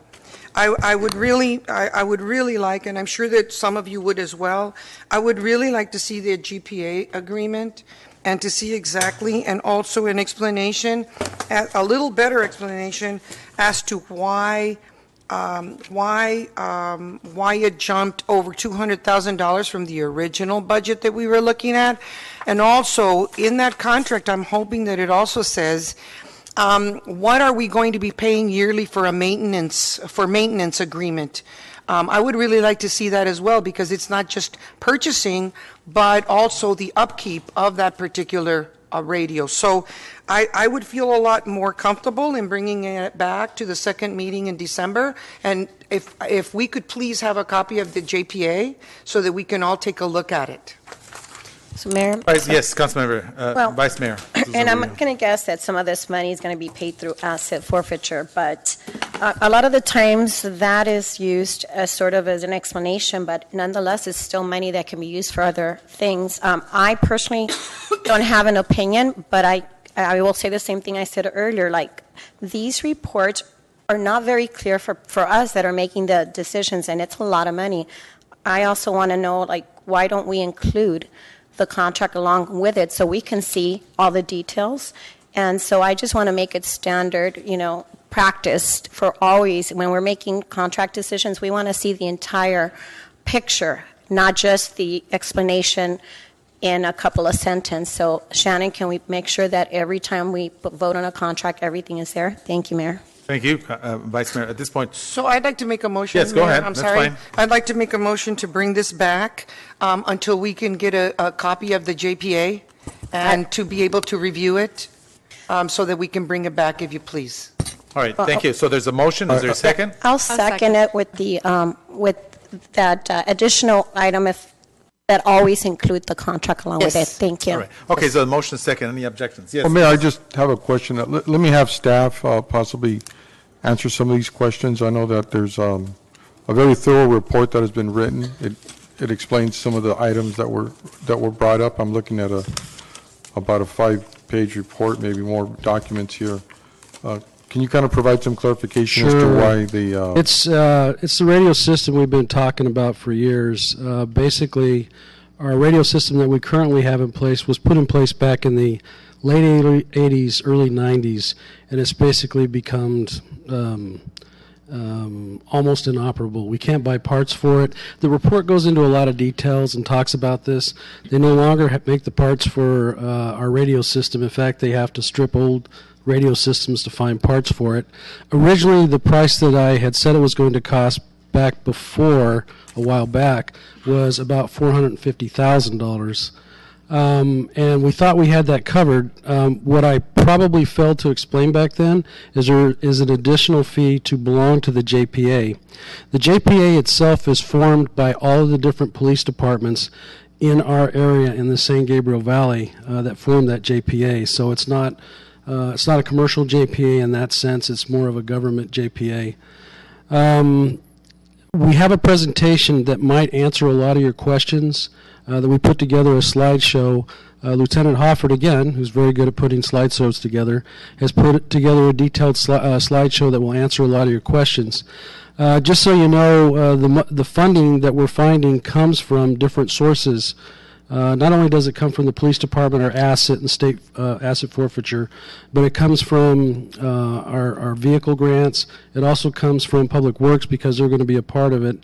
One of the things that we had forgot to put in the original quote was the actual cost of the new radios that Public Works is going to need because we didn't think about whether or not their radios were compatible with the system, and unfortunately they're not. Our radios that we currently have are compatible, but theirs are not, so we're going to have to replace their entire radio system. So that brought in another additional cost. So these are where the cost had come from. Just so you know, we entered into this project in earnest back in November of 2015, and the project was pretty much underway and almost done, close to being completed September of last year. They gave us a 2-year window deal. Well, unfortunately, it didn't get done around September of last year for certain events that had occurred. And as soon as I came back in May and I saw that this hadn't been finished, we hopped on it immediately because I knew we had that window. That window ends this month. They've already told us that they're going to change the deal. It'll be increased another $94,000. It's unfortunate, but that's just the way it goes. In terms of the JPA itself, I have somebody here who could explain that to you. Lieutenant Hofford will introduce him to you if you wish to have him give you an explanation. So that kind of lays it out. This report is extremely lengthy, extremely detailed. It gives you all the history. It gives you the breakdown. So we felt that the presentation that we're going to give you would make it a little bit easier to kind of see all of it in the various stages and how it occurred. I'll be more than happy to answer any other questions that you have in terms of, how some of this came about and some of the little things that had made changes, if you'd like. Councilwoman Baca or Mayor Pro Tem Rubio. All right, so at this point, yes. I do have a couple of questions. When do we join the JPA? Have we always been part of the JPA? No, we have not. When do we join? We'll join as soon as this is passed. So we have not joined, and we're going into a JPA. We haven't joined the JPA. We haven't joined the JPA yet. So I'm just confused. JPA, that when you waive bidding, and I understand that because we've done that for cars and other stuff, Yes, this to is make a sole it less source. expensive. I get that. But if we're not part of the JPA, then how are we joining this without paying in advance? Well, I guess the easiest way to explain it, we have to join, and once we join, we'll make the payments into the JPA. That's the way it's set up. That's our understanding of it. So how much are we paying for the JPA? I believe is it 38, Chris? Okay. 36,000. 36,000 was 30-something, right? Yes.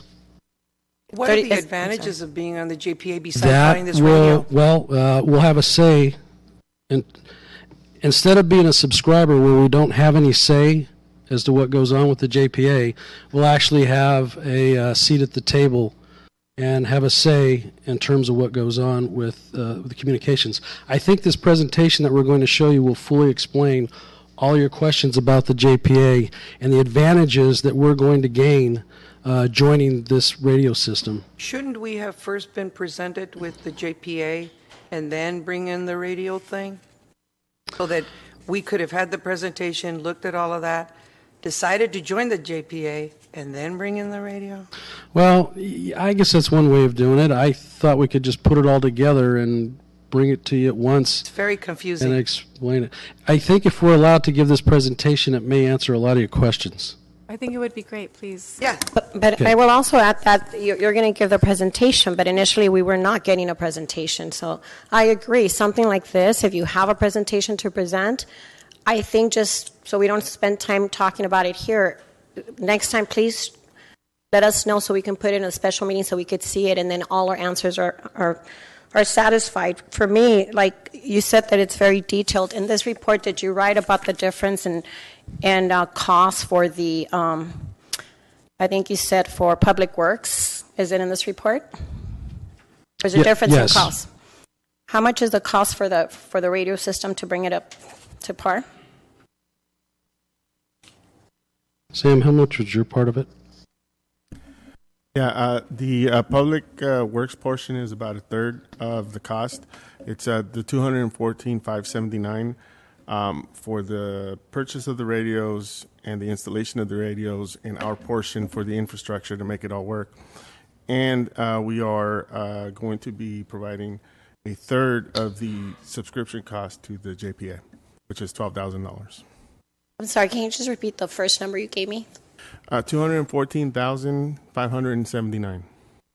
Now that's significant, and I hope you understand that we need to ask these questions because that's just not, when we're struggling with negotiations and everything else with our bargaining units, like this is money that I'd like to know in advance instead of on the dais. Thank you. And excuse me, I have one more question before, I'm sorry. Where is the 200,000 coming? Is there an explanation as to where I haven't seen it, to tell you the Asset truth? forfeiture money. And also the $150,000. Is there an explanation where the 150 is coming from? Mayor, he didn't say asset. He said it's coming from different sources, and we don't know the It's right sources. here, on the staff It's report, right coming here. from That's why I'm asking. it's coming from state asset forfeiture, federal asset forfeiture. Mm-hmm. It's also coming from it's coming from a gas tax funds, and it's coming from our traffic safety funds. Okay, where can I find that? Where is You that go down to breakdown? under recommendations, Councilwoman. No, I saw the recommendation. Yes, If you it look has at On the first page. fiscal on the first impact, page. Read it. Under fiscal impact, it lists the asset forfeiture fund and then it calls it Fund 207, and it lists the others. And then if you go down under the recommendations 3, A, B, C, D, E, and F, I see it. and it shows you each amount and the fund it comes from. Okay. So we've got a presentation. All right, how long's the presentation, Lieutenant? Should just be a few minutes. Trying to get out of here before 10:30, but go ahead. Thank you, Mayor. Thank you, Oh, that's Council. right. Well, 11 o'clock then. All right, go ahead. Thank you, Mayor, Council members, staff members, community members. My name is Chris Hofford. I'm a lieutenant with the police department. With me tonight is Ray Eady. He is a retired captain with the Glendale Police Department, and he currently serves as the executive director of the ICI system, which is a radio network that we're proposing to join. And he's here as my safety net should I run into any technical questions that are beyond me. Just briefly to start, the current state of our radio systems. The Public Works radio system, its main console is housed in the police department communication server room, and it is, it's hard to tell you in strong enough words how bad a shape it is in. It is likely original to the police department building. Our service provider is unaware of any other radio console of its model that is still functional anywhere. It could fail at any time. It should have already failed, and it cannot be repaired. Their system it has to be replaced. The police department has two main consoles that we operate with. We have two different talking channels that we're on. One of our panels is beyond end of life, and the other one is obsolete. Fortunately, our mobile radios, both mounted in our cars and the ones that we carry on our belts, are still fairly modern. They're not supported by the manufacturer anymore, but they are serviceable by our service provider, and replacement parts are available. With our current system, it's our own system, and we have repeaters around town, I guess would be the easiest word to use for it. And they are constantly going down, and we're constantly having to repair those. What we're proposing to do is go to an existing regionalized network, which would eliminate the need for those repeaters. And all of our equipment would be strictly in-house in our cars, and then be based on the regional network that we're proposing. The top graphic, ComNet, it's the East San Gabriel Valley Regional Communications Network, and it's comprised of the 6 cities you see in that graphic. Those 6 cities stood up this system 2003 or so? 2012. 2012, I'm sorry. This is an existing network that exists with our neighboring cities, and it's important to realize that when our police department is called to an emergency of any sort, these are the agencies that we need to talk to. Whether we're going to the city of Azusa, for instance, where we helped them with an active shooter last year, or whether we're going to the Santa Clarita Valley to fight or to help with fires, these are the agencies that we need to talk to. And this is the network that they have stood up. ComNet is the JPA that we're speaking about. Those 6 cities self-govern the network as a governmental JPA. ComNet itself is localized to the eastern San Gabriel Valley. ComNet itself is a member of a much larger network throughout Southern California called the ICI system, and that's the system that Mr. Eady is the executive director of. By joining ComNet, we also, by proxy, join ICI as a member of their network. Currently in ICI, there's 58 different public safety agencies that are member agencies that we will become interoperable with and able to speak with them. The ICI system is an active, vibrant JPA. They receive grant money every year. Their current grant streams are $20 million. So much of federal grant money is targeted towards first responders becoming interoperable with each other in the event of a terrorist attack or fire or what have you. So organizations like ICI are some of the primary recipients of grant money, and They have, I'm not quite sure how many different grants they have, but again, they have quite a bit of cash to continue to build out the ICI system. Chris, if you could hold for just 1 second here. Council, this map right here, what he's showing you, is extremely important to note. That circle that you see there, Baldwin Park is in the center of that little circle. It's a red circle, if you can see it in the sea of green, as it will. That circle indicates our reach with our current radio system and how short it is. You move out of that circle anywhere, we don't have communication with our dispatch anymore because we have an old system. If we're to join this tonight, that sea of green that you see out there, and Chris will explain this a little bit more in detail, we will be able to reach all those areas. We'll be able to talk on a handheld radio to Lancaster as though we were standing next door. Go ahead, Chris. So you can kind of see Los Angeles County in the middle of this map. The heavy black lines are your county boundaries. The swatch of white across going up diagonally is the mountains. And the green areas are the coverage areas that the ICI system would give us accessibility to. Essentially, the red oval that you see on the east, it's basically Kellogg Hill. On the north, it's the mountains. On the south, it's basically the Whittier Hills area. And to the west, you're talking basically East LA. And that's as far as our radios currently reach. So the gain that we would experience in joining this network is enormous, and I think that this is a really good graphic to give you a visual representation of that. And we do on occasion have detectives going as high as the high desert for investigations or to look for suspects into Orange County. I mean, particularly our detectives are very mobile. This isn't just for our black and whites in the event of a pursuit taking them outside of town. It's any of us going anywhere for any reason, and it's a huge safety benefit for our officers. There was a question about why is Motorola sole source provider for this project, and it's because the ICI system itself is a Motorola-based system. So all of the main console for the system, there's two what they call master sites. One is at Glendale, and there's a second one at Santa Monica. And those systems are what handle the communications traffic and organizing radio traffic. So if I was, say, for instance, in Santa Monica, when I talk on my radio, I may first be broadcasting on a Santa Monica frequency. That radio traffic goes to one of the master sites, and those computers find the right channels for me to talk back to the station on. And it's because the foundation of the ICI system and the ComNet system are both Motorola systems. That's why they're a sole source provider. Aircom is Motorola's only authorized service provider for Baldwin Park, and that's why they are a sole source provider for service and installation.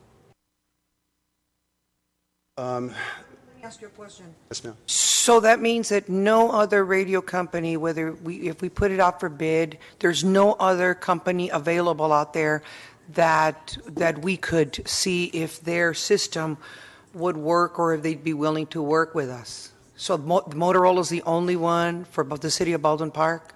I'd like to ask Ray to answer that question. Yes, to answer that question, our infrastructure is Motorola, and it's a proprietary operating system. And anything you connect to it has to be in 100% conformity to that system, or you will lose functionality. When you're using public safety radio systems, you don't want to lose any functionality. Yeah.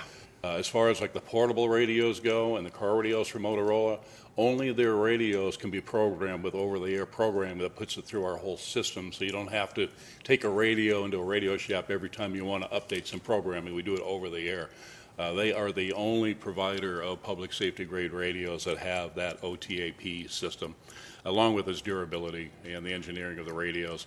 The consoles, the same thing.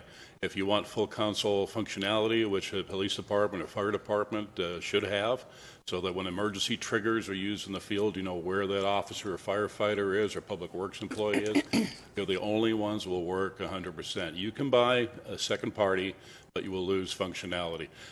We also have a master agreement that's through the ICI system that was brokered by the city of Glendale, that was just recently renewed by their council again. And we also have the LA County master agreement. those guarantee favored pricing. So there will not be anybody that can underbid on the Motorola product because it is Motorola that's adhering to these contracted pricing and discounts that we're enjoying. So it is the best price available on the market, especially with respect to it being the Motorola Solutions product. Mayor? Thank you. I have a couple questions. So this is interoperable with LA-RICS? Yes. Okay. Yeah, LA-RICS does not exist. Oh. It will probably not be built out for another 3 to 5 years.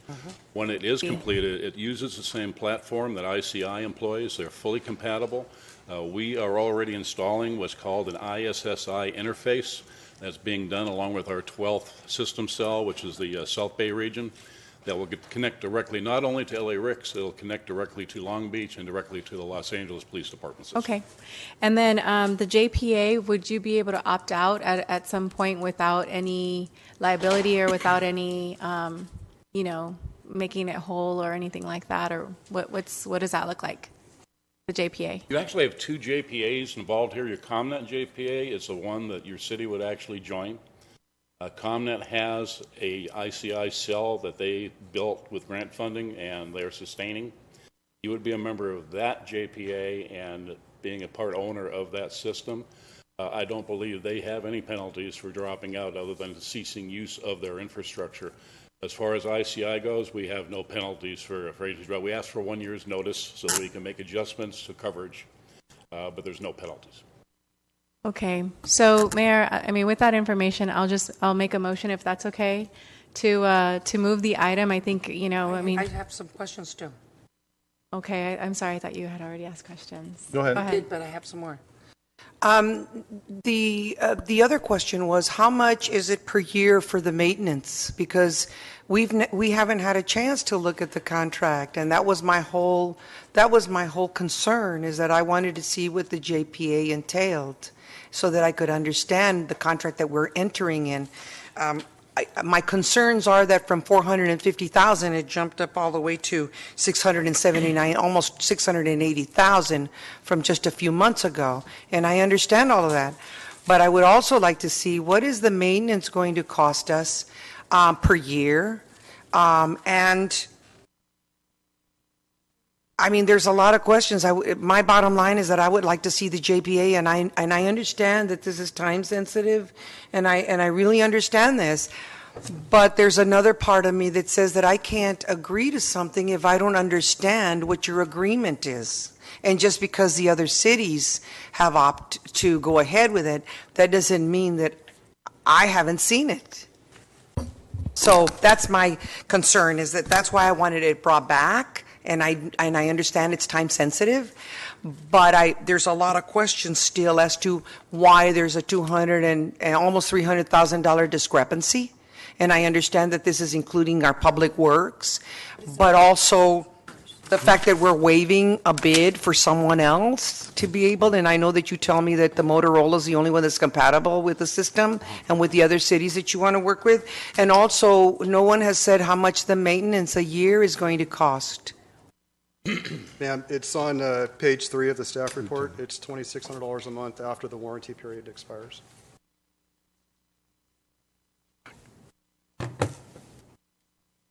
As you should keep in mind that your maintenance and services on the radio system itself is handled by the ComNet JPA. That's included in what you pay in fees and dues into that JPA. They sustain the radio system that. You're only responsible for sustaining your what we call subscriber units, which is your walkie-talkies and your car radios and your consoles. The rest of the system's part of the JPA and owned and maintained by the JPA. They will not bill you separately for anything else. So we're looking at $30,000 a year approximately for the maintenance, and then we're looking $36,000 to opt into the JPA, correct? So that's about $60-some thousand a year? Is that correct? Yes, and I believe part of the proposal from the directors was that this would be absorbed by existing police department and public works budgets. I'm sorry, I didn't hear you. I'm sorry. I believe part of the proposal from the directors was that this would be absorbed by existing PD and public works budgets. Projects or grants? Budgets. Budgets. Would that include grants that would offset that? I don't know. Or is it just the general, was this, because, and I keep repeating, and I'm sorry, I don't mean to keep you here all night long, but originally when the budget was presented to us, it was supposed to be 450,000. So has this been worked in, this difference, has it been worked into the general fund? The difference of almost 300,000? How are we going to see that offset? Bro, I'm sorry.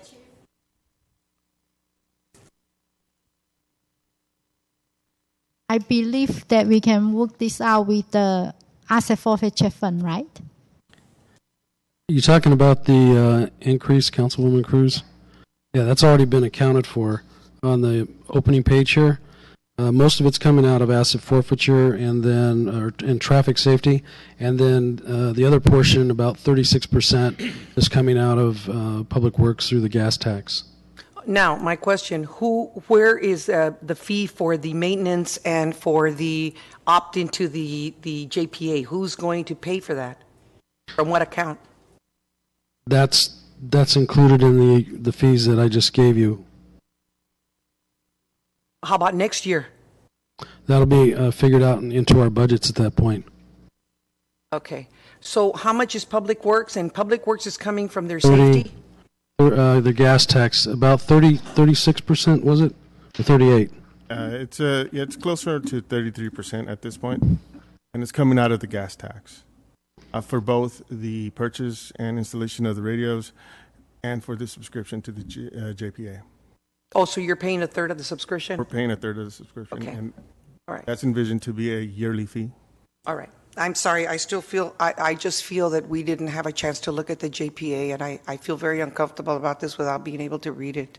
I apologize. But I know that it's a wonderful presentation, and I understand it's time sensitive, but I just don't, right now I can't make a decision based on something that I really don't know.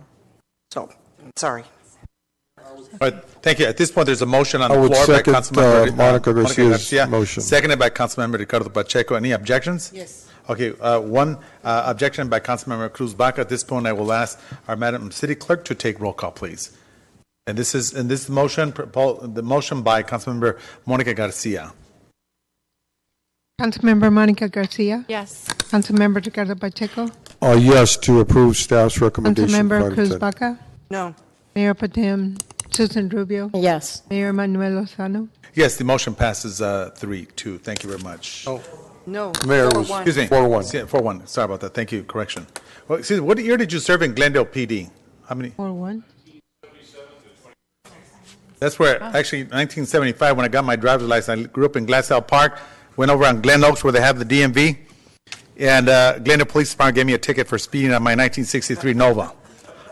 but the good part, I went to traffic school, so it was okay. In Glendale, by the way. All right. All right, thank you very much. Thank you for being here as well. All right, we'll go on to the next one that Councilmember Cruz Baca has asked for, and that is item number 11, which is the approval of the employment contract with Michael Taylor for the position of Chief of Police. Yes, and I think for clarification, I just wanted to be able to explain that my main concern, it's not the job duties of Chief Taylor, which, if all of you remember, I was the one that voted to keep him, and I also was the one that voted to bring him back. My main concern right now is the financial position of the city, as well as what it will cost us long-term, not only for Chief Taylor, but for other administration positions. And also, we're in the middle of labor negotiations right now, which is very concerning to me as to what is this going to cost the city when we put all of this together, and to be fair to everyone as well. So those were my concerns.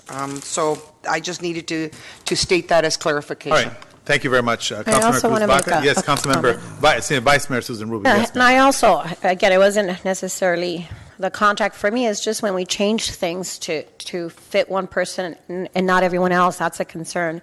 What I mean by that is typically the department heads are at-will employees, and we just changed this position that typically is an at-will employee to a permanent contract. And what that does, I think it just sends a bad message to the rest of the department heads. And on top of that, we're giving him a salary raise, which will force us to bring everyone else up to par, because or else the system gets distorted. In other words, as a CEO, our CEO should be the head of the organization, and he should be making more than a chief of police. So my concerns were a little bit more of the protocol and having to actually give raises to compensate everyone and bring them up to par.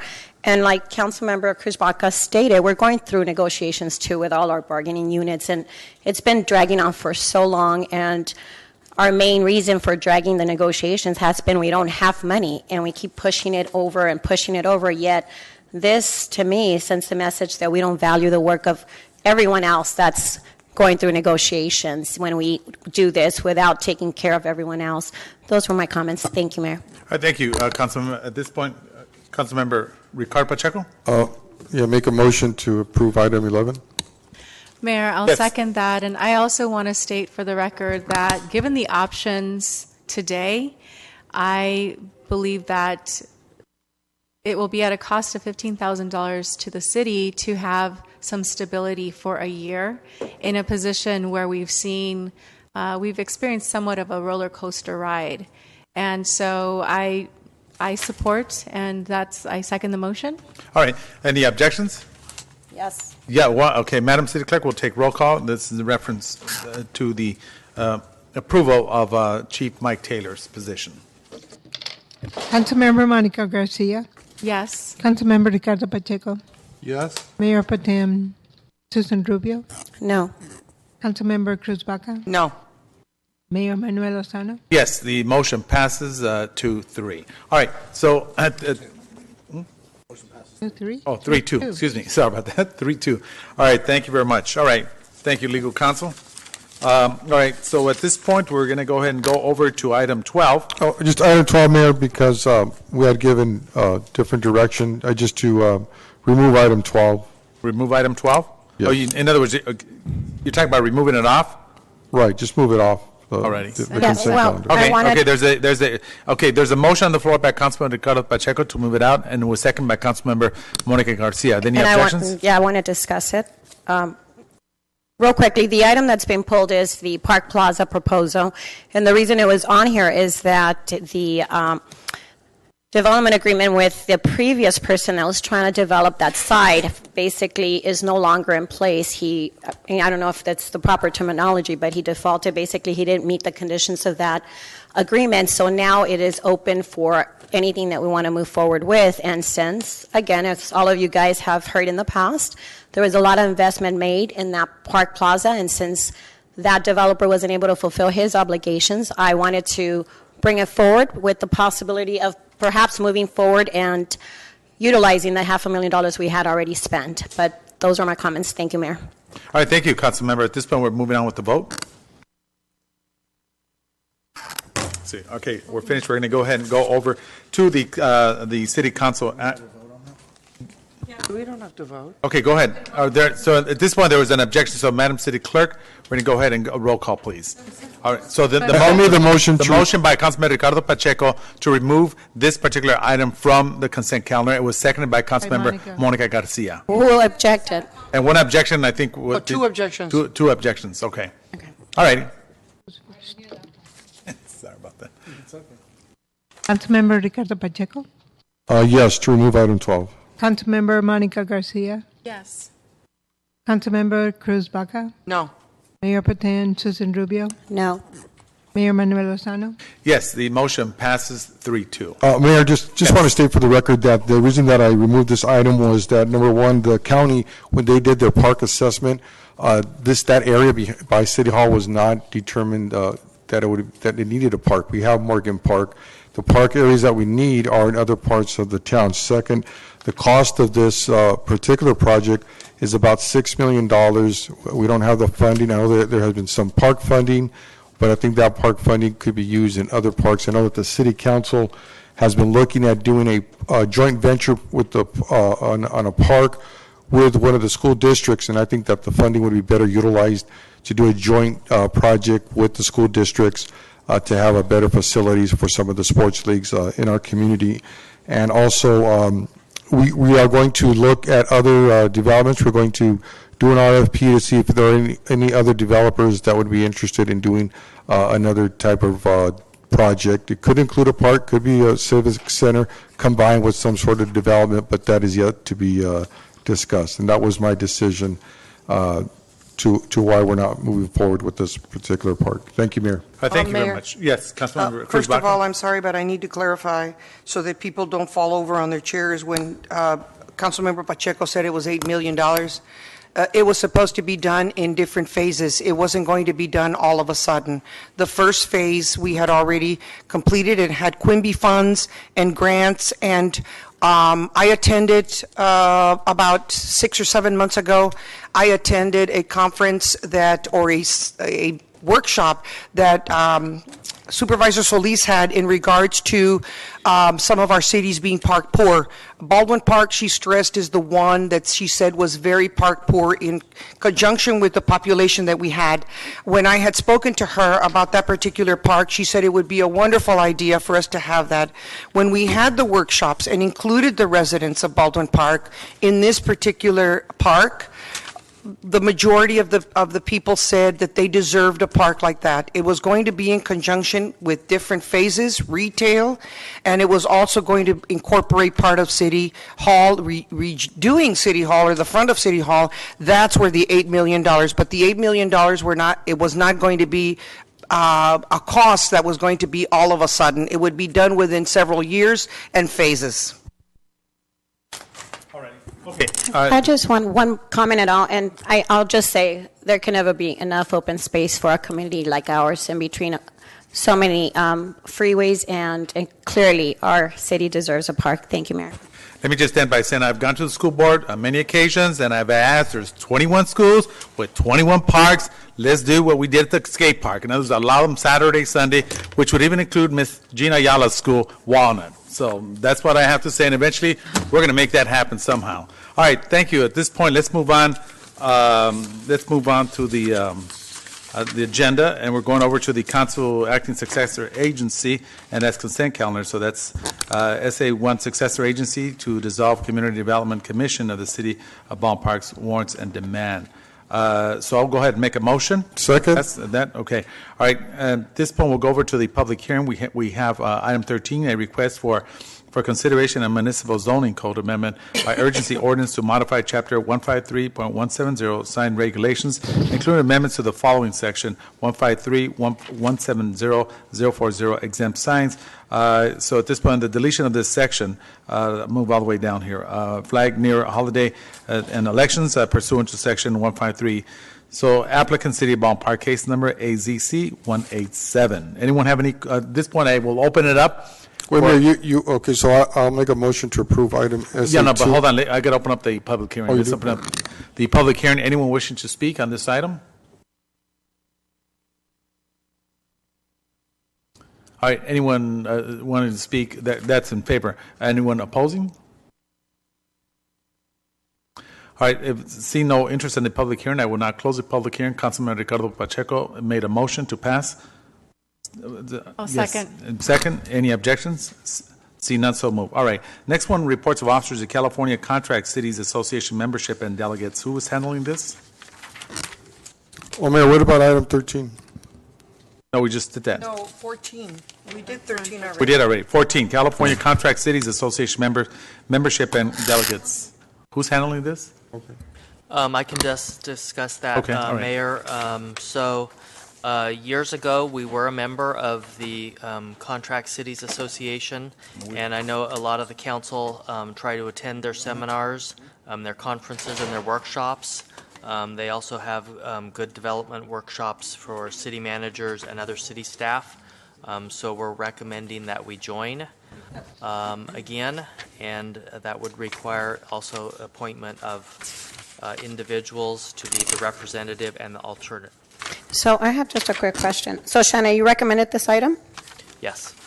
So why were we not part of this before? I'm not sure, and I could not find why we lapsed. It was probably, it was years ago before I was with the city, and it might have been a budget cut at the time, but I could not get that answer. But I've seen Councilmember Garcia at a lot of the events. So what's the difference between us joining now and attending their conferences or whatever?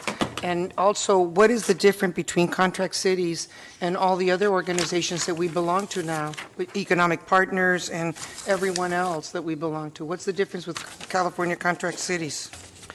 We've listed, if you look at the attachment 1, we've listed the mission statement and the benefits of joining the California contract cities. A lot of it is educational. They are an advocate for cities. They provide also networking and access to other services and partnerships. But isn't that what the other organizations do as well? They do that. They do that sometimes in different ways. Obviously, the economic partnership concentrates on economic benefits to the cities. League of California Cities also provides those benefits, and also as does the independent cities. However, this group also looks out for the benefits of cities that do contract, and almost all cities contract out. We use contract fire services. Public Works uses a lot of contract services for tree trimming. And in fact, there was some movement in the state legislature to severely restrict how cities could contract out for those type of services that could have severely impacted cities. Thank you. Okay, right. Mayor, Yes. I'll make a motion to approve item 14 All righty. and appoint Councilwoman Monica Garcia as the representative. All right. So I would like I'll to- second. I would like to be the alternative, if I may. All right, that's fine. I second. Okay, that's Any fine. objections? See none, so moved. All right, so that'll be Councilman Monica Garcia and Vice Mayor Susan Rubio on that particular one. All right, thank you. At this point, we'll go over to do this one. Let's just do the Park and Recs on this, and we'll bring the others if we could do that. So let's go to item from 15, let's go to 16. So we have Ms. Gina Ayala. I'm going to go ahead and move for her. Well, Mayor, do you want to put just all the existing commissioners back in place? All right, that's fine. Then And this one's- any vacancies we'll do next time. Okay, all right, so, all right, then that's fine. Then is Commissioner Gina Ayala, and then Commissioner Deanna Robles, and also Alejandra Cervantes. Okay, second. Yes. I would like to bring something up. I know that 16. I've skipped it, but go ahead. Well, allow the council member to speak. No, Hold on, that's she has the okay. floor. Right, sure. Did city clerk? Did you have a question? We can go ahead and answer your question first. I didn't hear what happened to item. All right, so let's go over to an item 6. I'm No, she skipping- wants to know what happened to item 15. Oh, item 15, it was moved and it was approved. It was Councilman Ricardo Pacheco made the motion, I believe was seconded by Councilman Monica Garcia, and there was no objections. I thought it was pulled for this. It was pulled. No, it was Yeah, pulled. sorry about that. 15 will be Held over. held over. We'll go to 16. So what we have there, the vacancy for 3 seats, and the first one is for Gina Ayala for 6/30/17, also for Deanne Robles and Alejandra Cervantes. I second. Okay, now, Mayor. Yes, ma'am. I have a question. Sure. And I don't have a problem with going ahead with the Candidates. commissioners that we have now. That's the word I was thinking of.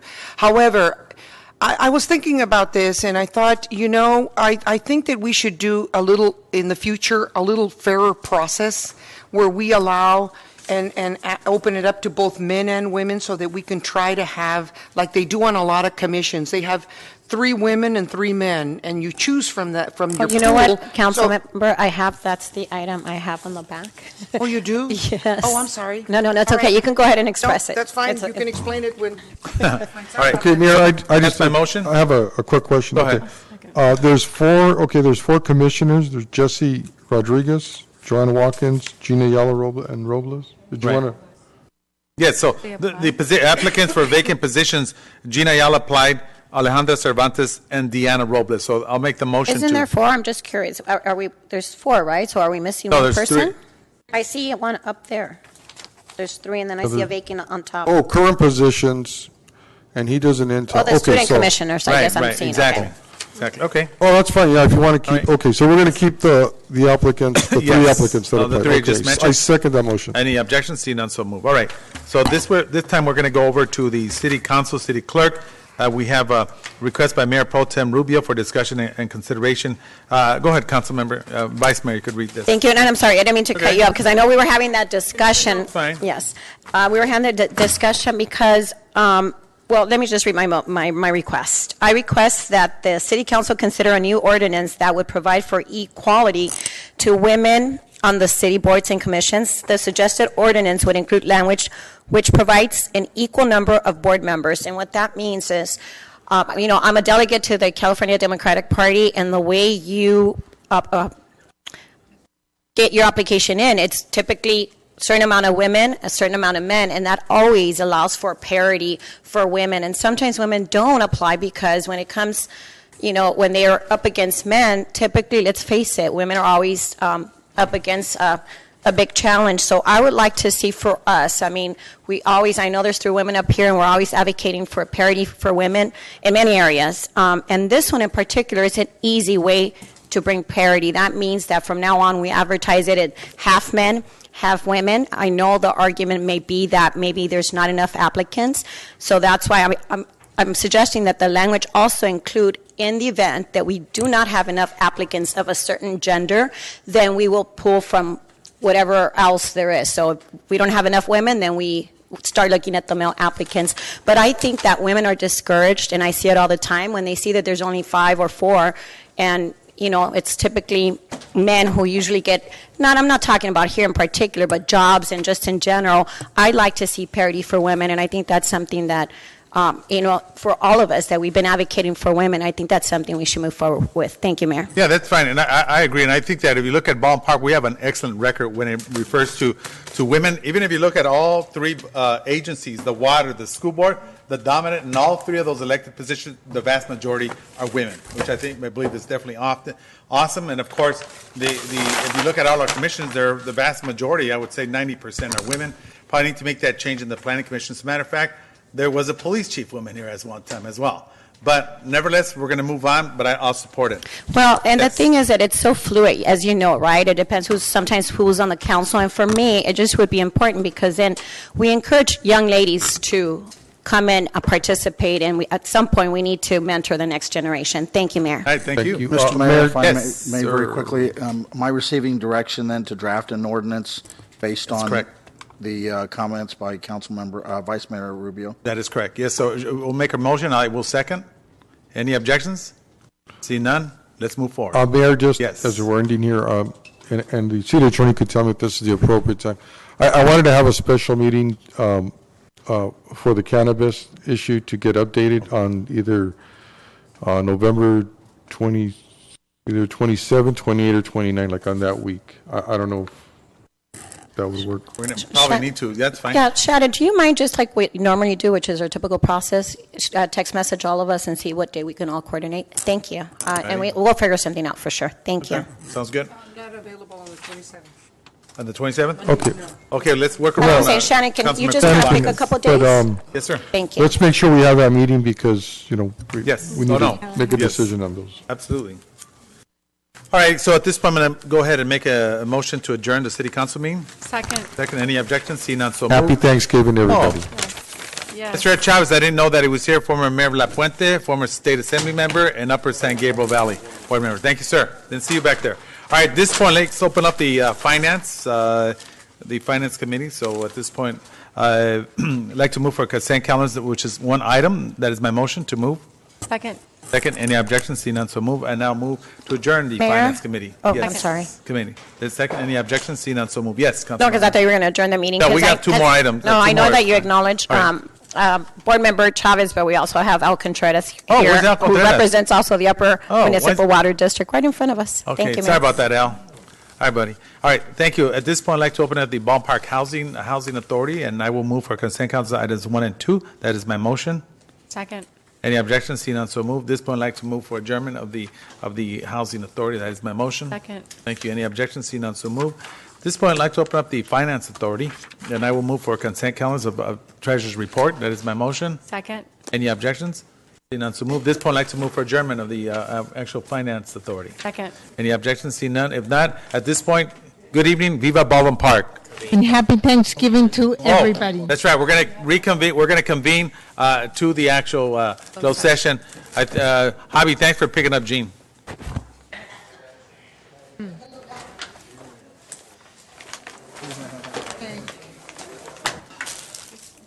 How am I going to carry this?